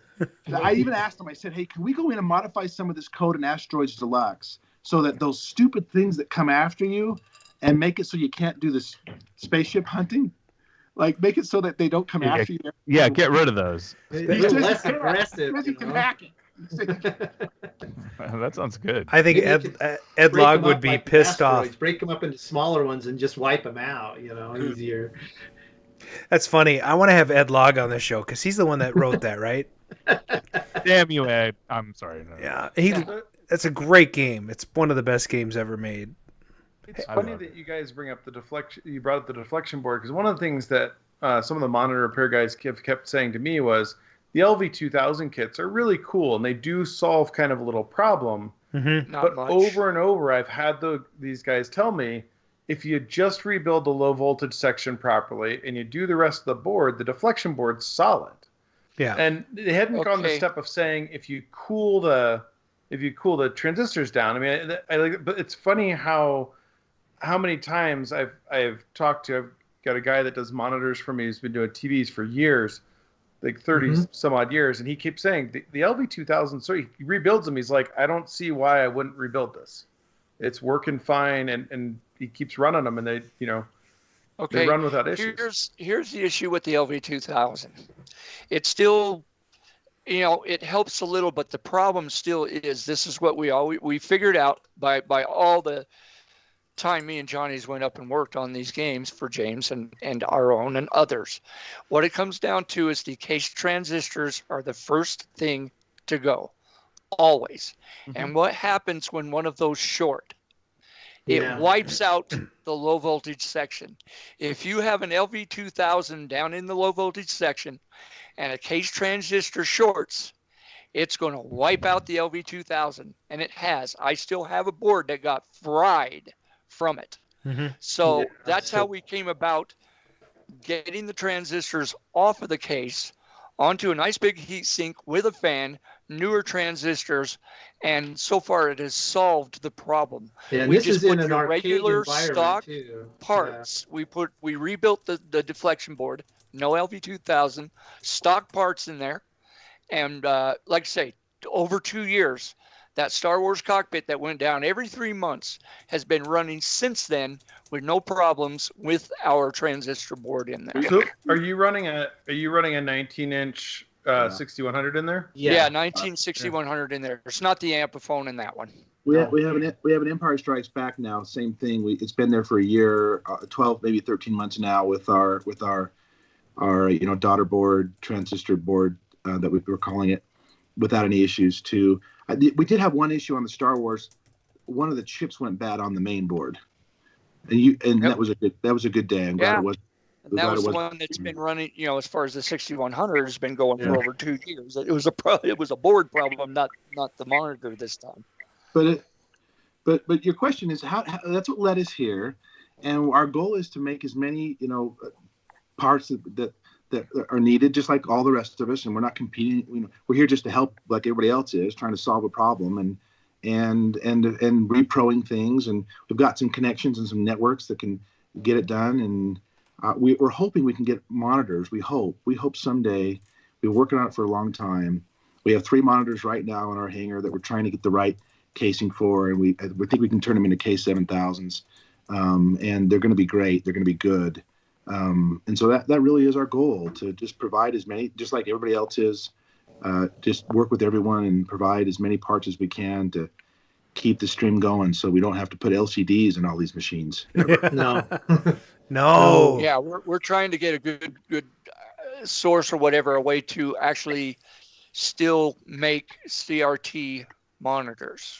Yeah, it's a tough thing, but but it now, and we're also like, I gave, all those that were on the farewell call to Grinkers. I think there were like 23, 25 people at the end. Yeah, Adam was on that. I know. I was on there as well. Yeah, Time Runner was there. Yeah. Yep. So yeah, that was James' idea. Well, actually, when we did the Zoom chat, Jerry and I walked around. I don't know, if everybody's seen the Zoom chat. We walked around the building. And that was, that's like, okay, well, let's just try it and see if it works. And we just, we still walked around the building, and then I just happened to show all the boxes in the back, and I just made a comment and told everybody, "Hey, Merry Christmas! These are what you're going to get." And I was just joking around, but then James came out and says, "Well, that would be kind of cool." Let's give it to the guys. We just want as a token of appreciation for everybody that loves Steve and loves Grinkers.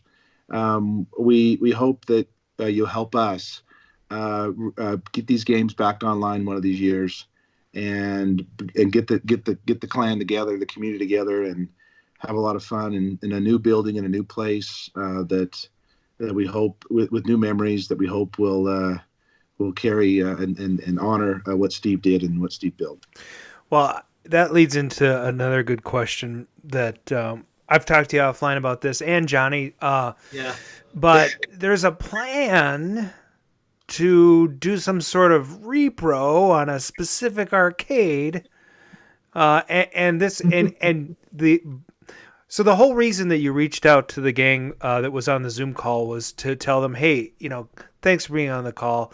Here's a token of our appreciation, and we would love you to be involved with, which I thought was a great idea, some of your plans to like build out maybe your own arcade game. On top of that,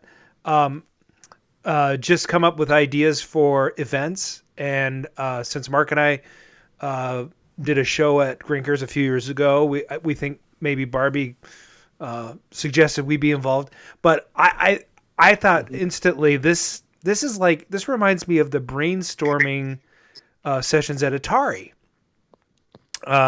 Because, we've talked to several people from Atari, and they always talk about, they get into this room, they have a notebook, they write all these ideas down, and they come up with games. And so maybe you could tell us a little bit about, your plans for that and how it parallels, what Atari was doing back in there you go. Business is fun. So I have the book. I'd be happy to share that, Adam. And we sent you those that were on the whole call. We sent you those yokes, and we organizing some meetings and some Zoom meetings just to chat about this and these kinds of things. And we found a way. We are, the new Atari VCS 800 that's coming out. Has anyone received? Have you received that yet? Nope. It's been delayed. Yeah. We reported on it like 4-5 years ago. I know. Right. I know. Yeah. Well, we actually the developer that we are Alan-1 is a developer for that. We have their developer kit and all this stuff. And, what's amazing about it is they actually it's any game that's made with Unity with Linux, just with a few little tweaks can be compiled to run on their systems, and as well as Xbox Live and others. And Nintendo Switch, we're now licensed for all these. Nintendo was the hardest one. We haven't quite got that one yet, but we're a Steam developer and an Xbox developer. And the idea is that we believe that what went wrong in the 90s, the games all became fighting games and driving games, and you put money and you get to keep playing the game, right? It lost its fun. Yeah. Lost its fun. Millipede and Tempest were the best ways to continue, where if you still continued, you still had to go earn that first wave. Otherwise, you were done. Right. Yeah, exactly. They got it. They figured it out. The others, no continue at all. And when Atari, Ed Long built, he designed. It's amazing. Golden asteroids, centipede with the female colleague, millipede, and gauntlet. All 4. Mm-hmm. The guy knew how to make fun stuff. But I don't. And some of the people that have left Atari and have, back when Atari was sold and broken and Warner Brothers did what they did, and then some of them are still in the arcade industry and they're doing things. But the games we get that go to the arcades aren't like the creative games we saw growing up, and why we do these kinds of things and you do these kinds of shows. It's just not the same. Yeah. But now with modern tools, one of the things I read about Nolan Bushnell when he was making Atari, and he saw computer space at the University of Utah in their computer lab, and he saw the game being, it was made by a guy from MIT, and he saw it for the first time on this oscilloscope, and you can watch the video, and it shows how he saw it, was fascinated by it, and he put that plus his experience up at Lagoon and pinball machines together with coins, and thought, I got to build something, but I can't. Computers are too expensive. I can't build a computer. If we bypass the computer and just create the game, we can make Atari, and they did. But now with computers so small and computers so inexpensive, we don't have to bypass the computer. We can put the computer in the arcade cabinet, but it has to feel like an arcade game. Yeah. When you turn it on, it has to go right to the game. Yep. And there should be a setting switch. When you turn it on, you do the settings.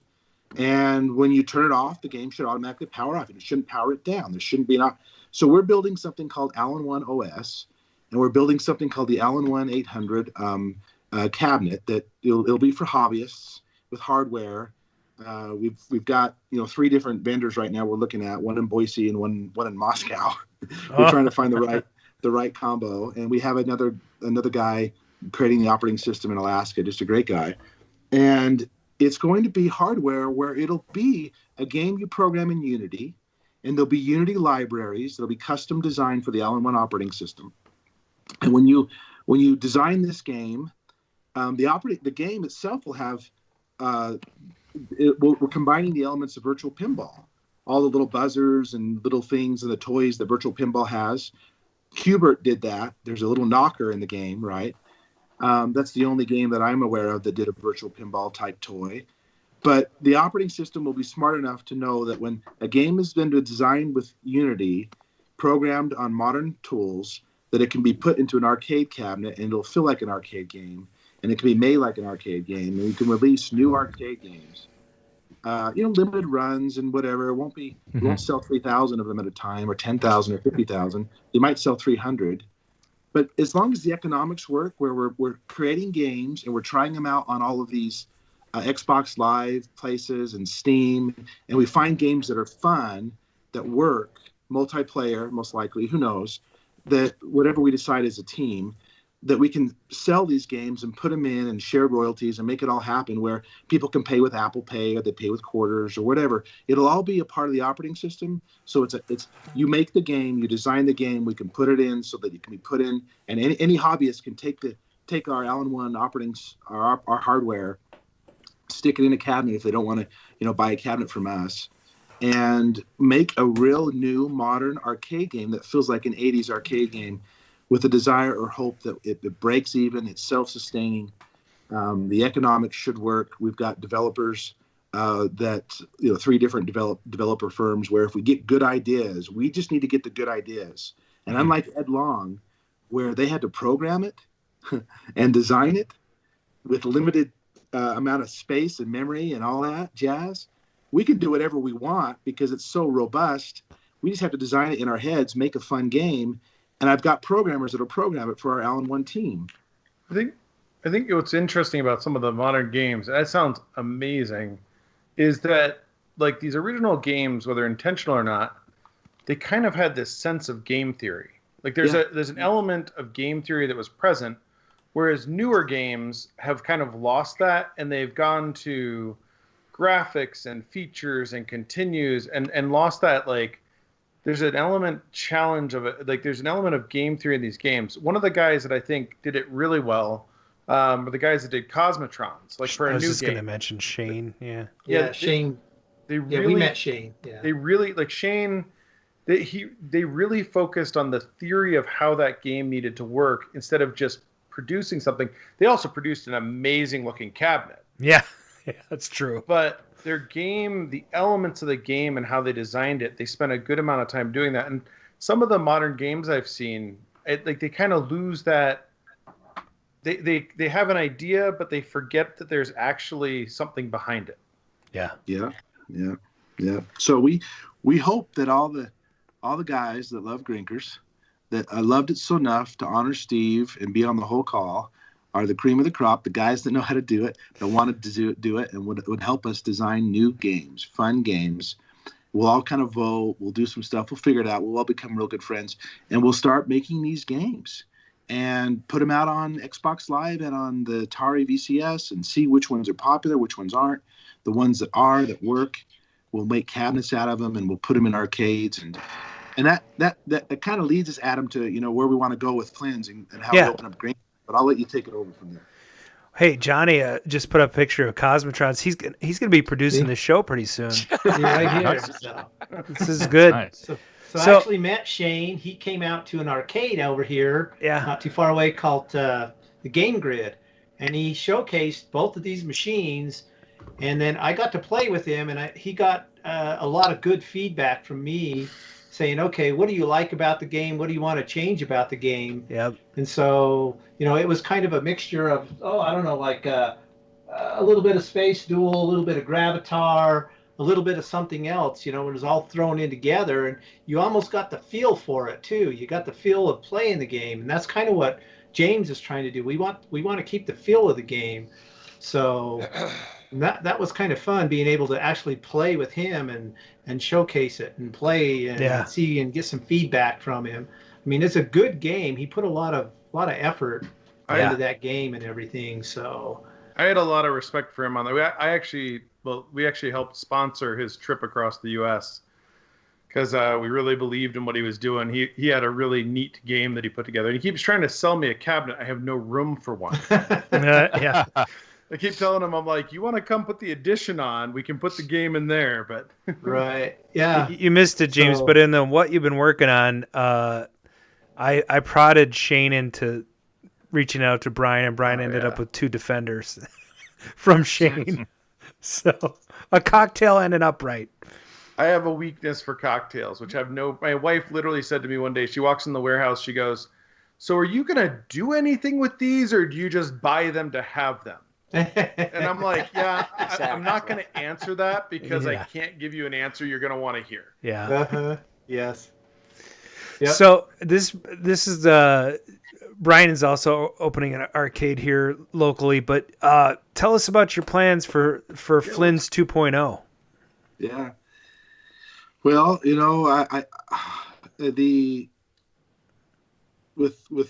know, Brian, we talked about what happened here with COVID hitting and how it kind of changed things a little bit, and so the timeline is up in the air. We don't know when it'll happen, and will there be some kind of depression or some kind of recession? Maybe, who knows? Now that everyone's working from home, will there be a lot of real estate that bottoms out? Maybe. Who knows if we see a repeat of 2008 and 1987? Maybe we will. So when the time is right, we'll buy some land. We'll buy a corner lot. It'll be a corner lot, just like in the movies. We're going to fly to California. We're going to get exact replica dimensions of that Culliver building. I think it was called the Culliver building. I could be wrong. Where the Flynn's was housed in the movie Tron. We're going to replicate that building and make it better. We're going to have an upstairs floor that has a little thing overlooking the thing. We're going to have a downstairs basement. We're going to have from Tron Legacy, we're going to have a Tron that opens up and you can go downstairs and have kind of a mimic. It'll be like you're in 1984 all over again. Yeah. Or 82, and on the top, 82. 82. Yeah. It'll be on the top of the floor, on the very top of the building, we'll have a LED billboard that will say, Flynn's, home of whatever new game Alan-1 has made. Instead of home of space paranoids? Yes. And by the way, home of Jousting Heroes, or whatever new game it is. Yeah. Like our very first game we're going to release is called Jousting Heroes, and it's an 8-player version inspired by Joust, inspired by Gauntlet. and it's ready to go. I think I was just looking right now. It's about ready to go on Xbox and Steam here. We're just beta testing it, but that's the first proof of concept that we can do this. And we want the members of the community, whoever wants to volunteer and say, hey, I want to do this, I want to make a game. As a team, we'll all vote which games which one we think will be the most fun. And as a team, we'll decide where we're going to spend the money. And then we'll do it. In the loft of this Flynn's, you're going to have two things. Well, three things. You need a sectional couch. Yeah. You need an Apple II with two external disk drives, Apple II, and you need a Coleco electronic quarterback. Yeah, it'll all be there. It'll all be there, and then that's where all of Steve's games will be. So all the games you remember, we're not going to sell any of them. They'll all be there. You'll be able to find them. There'll be more games too. We'll have more, all the stuff we have. There'll be 400, 500 games, and it's just going to be our gift forever. If it breaks, it's got to break even. Yeah. So I hope it breaks. And we're gonna keep the coin drop. We're gonna make sure we have tokens though, Flynn's tokens, sure, for a number of reasons. But we're not gonna put them all on free play. It'll be even though our current arcade is free play.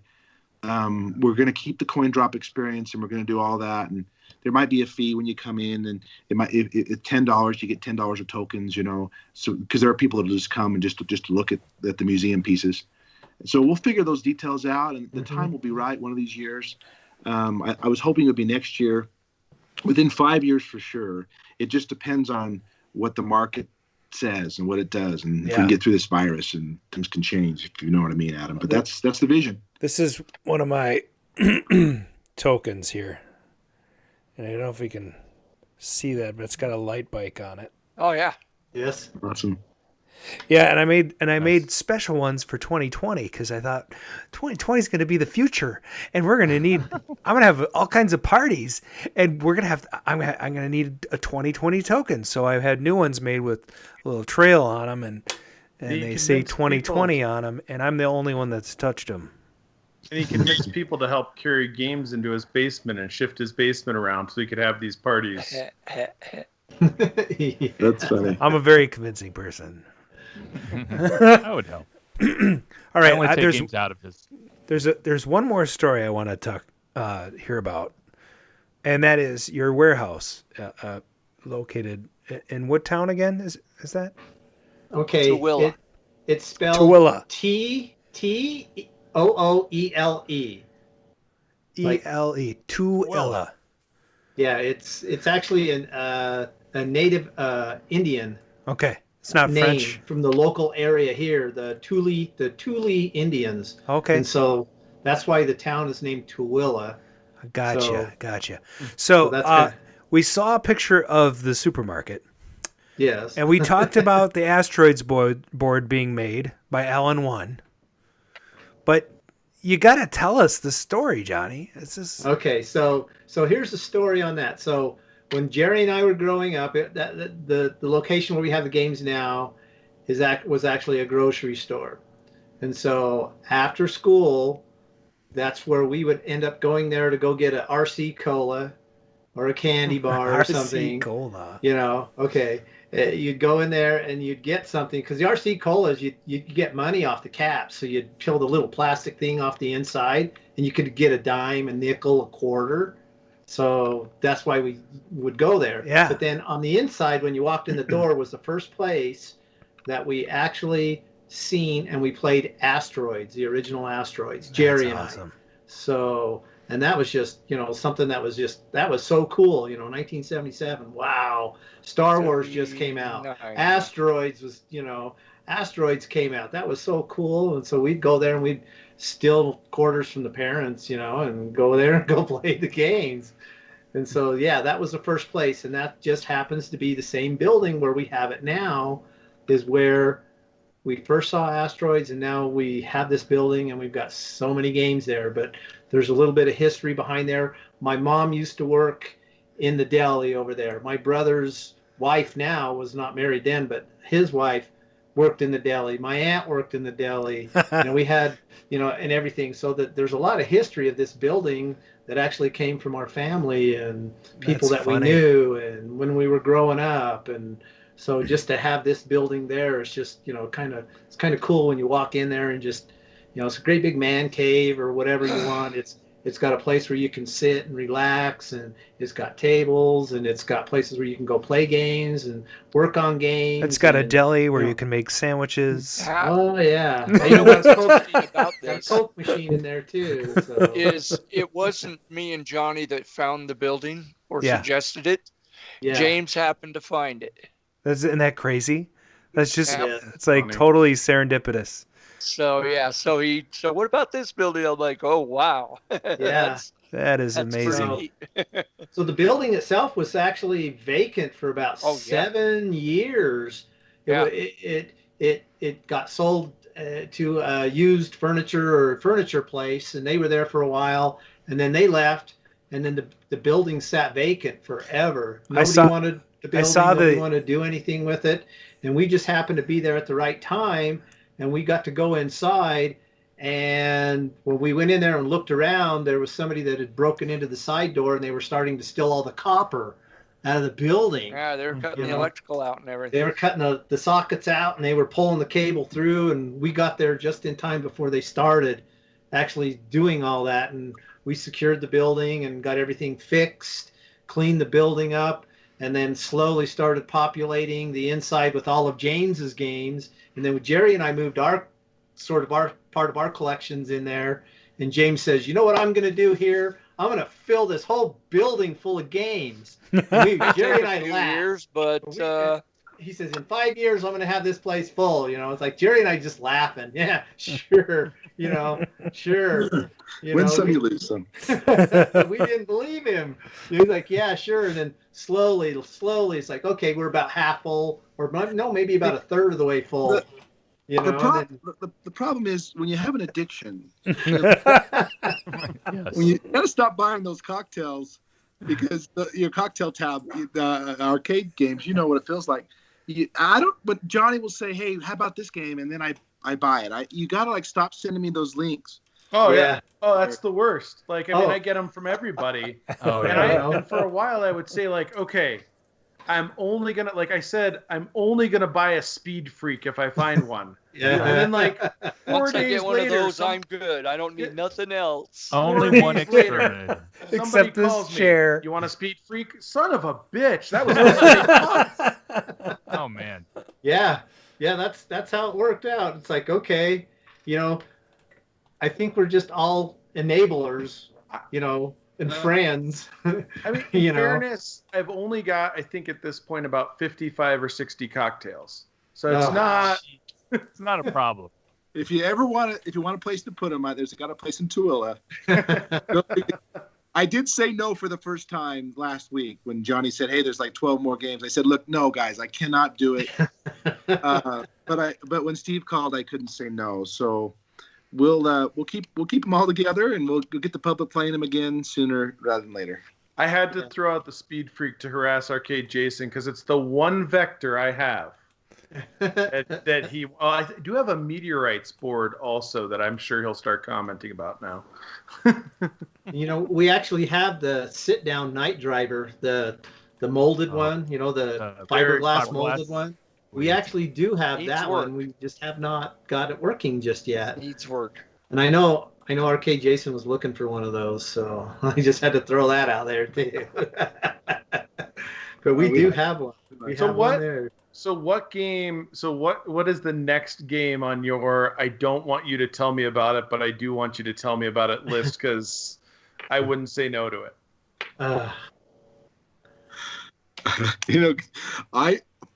I'm still digesting all the new games we just got from Steve. I walked around for 3 hours the other night, thinking what. At this point, my appetite is gone. I'm going to say that at this you're point, not an addict. No, guys, I'm trying. I'm in the third he OD'd. stage of recovery. I'm trying to. Right. You want a computer space. By the way, I want a computer space. There you go. See, there was one. James, did you You ever find out about the one we thought you maybe had gotten? Yeah, I think I purchased one. I gotta find if the guy shipped it or not. It's been a couple months. Oh my gosh. Okay. And Steve had 2 computer spaces, but he didn't sell that with the other games. He kept those, or else he got rid of them or whatever. But they didn't come with the group, so James needs one of those. And I'll find you one. One of the games that Steve did give us the first time around, before we bought the whole thing during the emergency, was a signed Alcorn signed serial number 1 of Pong. Pong. I can't believe it. Cool. It really is pretty cool. I'm not sure if Steve just wrote that signature on there or not, but he says he's got some more information on that and where it came from and who it belonged to. But he just hasn't given it to us just yet. So. Wow. We just don't want to see. Trying to find a picture. We have a picture of it too. I got a picture of it somewhere, but there was a guy out here that I met years ago that had a Pong, and the inspection tag was signed like the date, the inspection tag, the initials were SJ. Steve Jobs. We don't know. Maybe. No. You never know. He's like, I don't know who did this, but who, it's kind of cool. Now I'm gonna go get into my Pong cabinet. Have you read Bushnell's book, Hiring the Next Steve Jobs? It's just a powerful book about what he did and what Steve was like back in the day. And Nolan Bushnell he'll make the point that no one else has ever hired Steve Jobs. He's the only one that ever did in Silicon Valley. After that, they went and made Apple. But he talks about how he was always stinky. He never showered. His feet were always on the top of the desk, and his hair was always greasy. Yeah. He did mention that on our show as well, I think. That's pretty funny. He did? Yeah. So we're kind of getting to the point where we got to make sure we do this contest, right? So here's the game, and here. That's the game, and that's the one that he bought, was that one right there. There you go. So it is signed. So Steve Barbie says that it came from Bricktop, and there's a photo of Bricktop with the game while it was being signed. Right. And nice. Mr. Peabody said that Nolan Bushnell talks so much sometimes it makes you fall asleep. Oh, that's nice. What? What's that mean? Sorry, I had to throw that dig in there. Yeah. Hey, go find do you have the Varcon anywhere? Go show the Varcon. That was a tough one to find. That's a neat game. Let's see. I think I got it. I have to find it. It's somewhere. While they're digging around for that, Mark, why don't we do the contest one more time here? Sure. Well, if you haven't signed up, here's your last chance. You may have a minute or two. arcaderadio.com/contest. I'm just about to pull the numbers. Yeah, secret word Flynn. I saw there's many entries. I have a few people that I hope win, but we'll see how it goes. It's all random. All right, the polls are closed. I'm gonna export right now. Okay. And then in about a minute here, we're going to draw a name from the hat, the proverbial hat. And then who should I give the information to? James, Johnny, who's gonna do it? It'd be James, and let James have the honors on that one. Okay. All right. Sounds good. We'll make it. What was that? We'll make it so. All right, yes. Hey, wrong show. Yeah, I know. Don't make me destroy you. Yeah. All right. Here we go. We're gonna put these into. We have this little computer program called the Hat. We're gonna drop all the names in there. Hat. Yeah, it's the proverb. Yeah, I don't know if it's. I don't know. So let's. I opened it twice. That'll probably break it. Yeah. Double hat. Yeah. I don't know. We've never done that. So. Clear list. Yes. All right. We're adding the names. Paste from clipboard. Here they're in there. Okay. Here we go.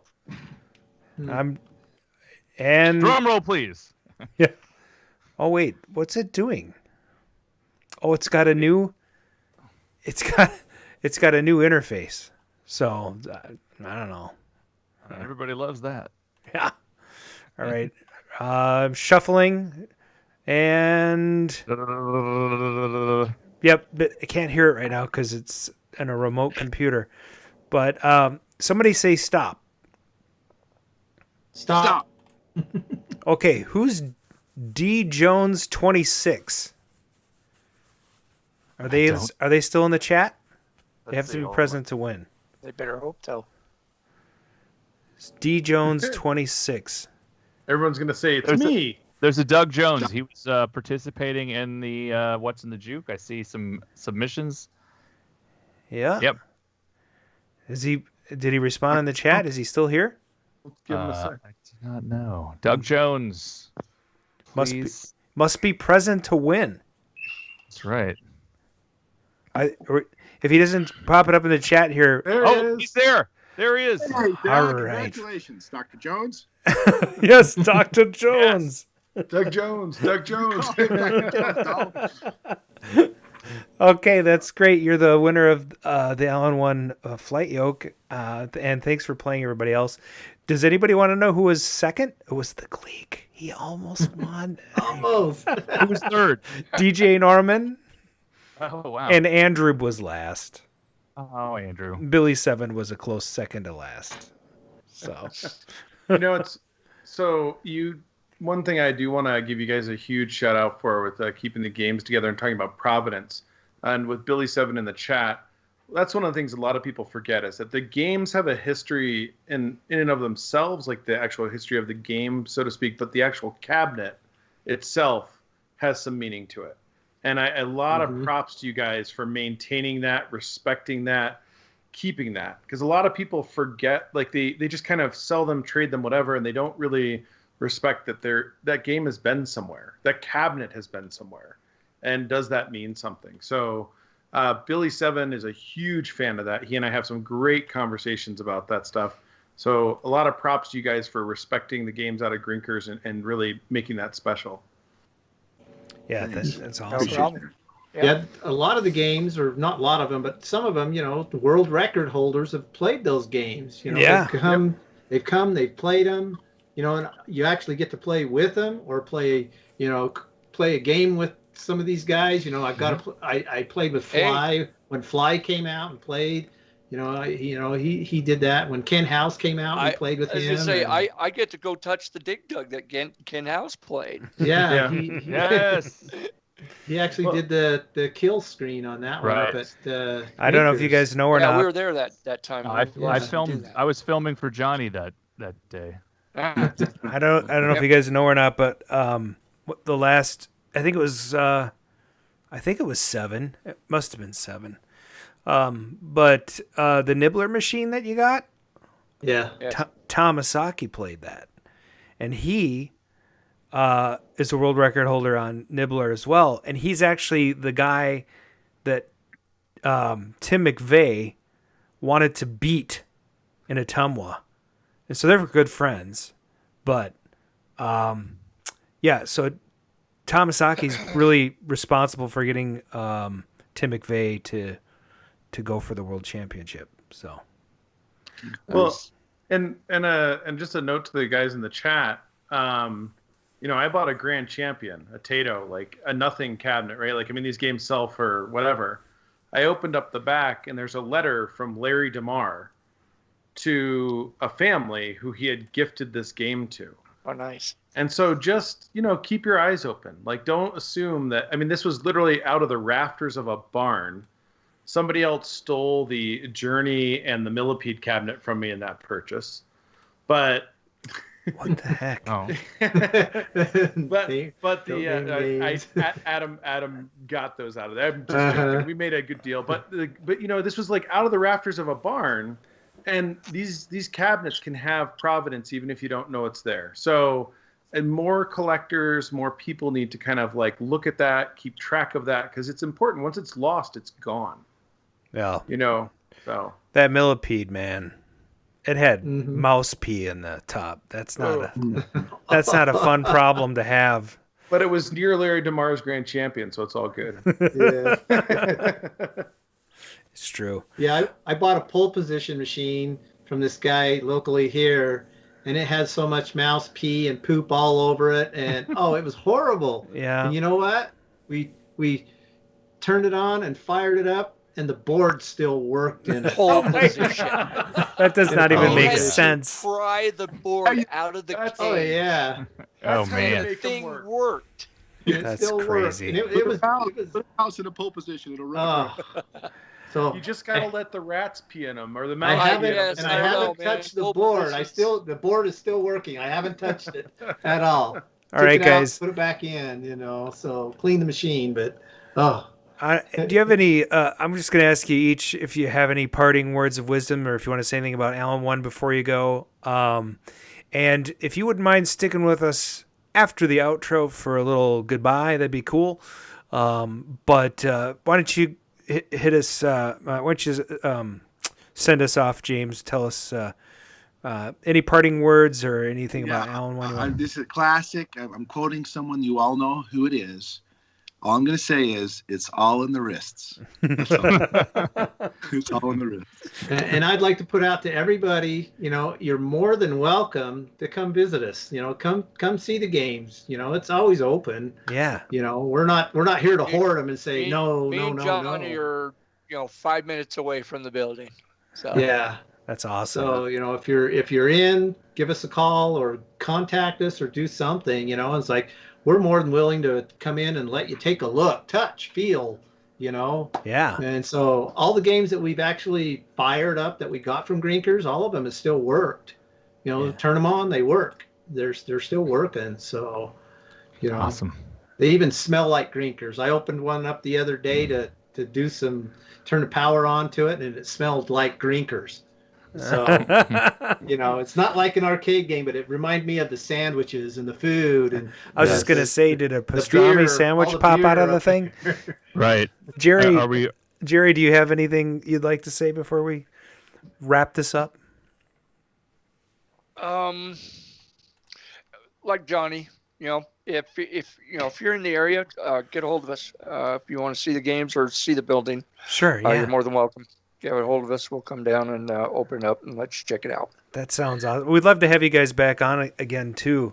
So really honored that you decided to spend some time with us tonight.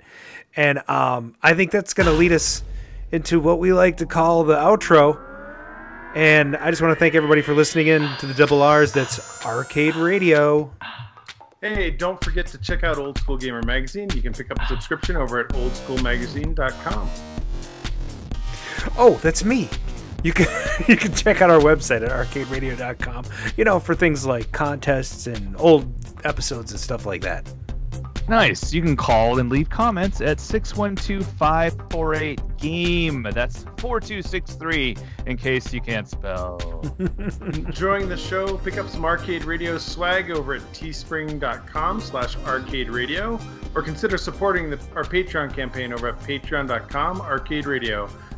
There are multiple tiers starting at just $3 a month. Every bit helps with running the show. Thank you, everybody. Subscribe to our YouTube channel and click that notification bell so you will know when we're streaming live. And if you like what you're hearing on your favorite podcast app, give us a 5-star review.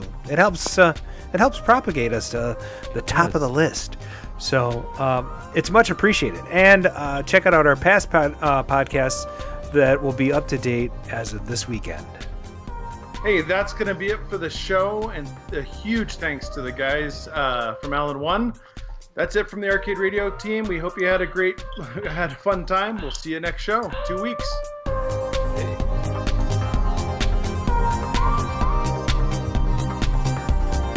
Good job.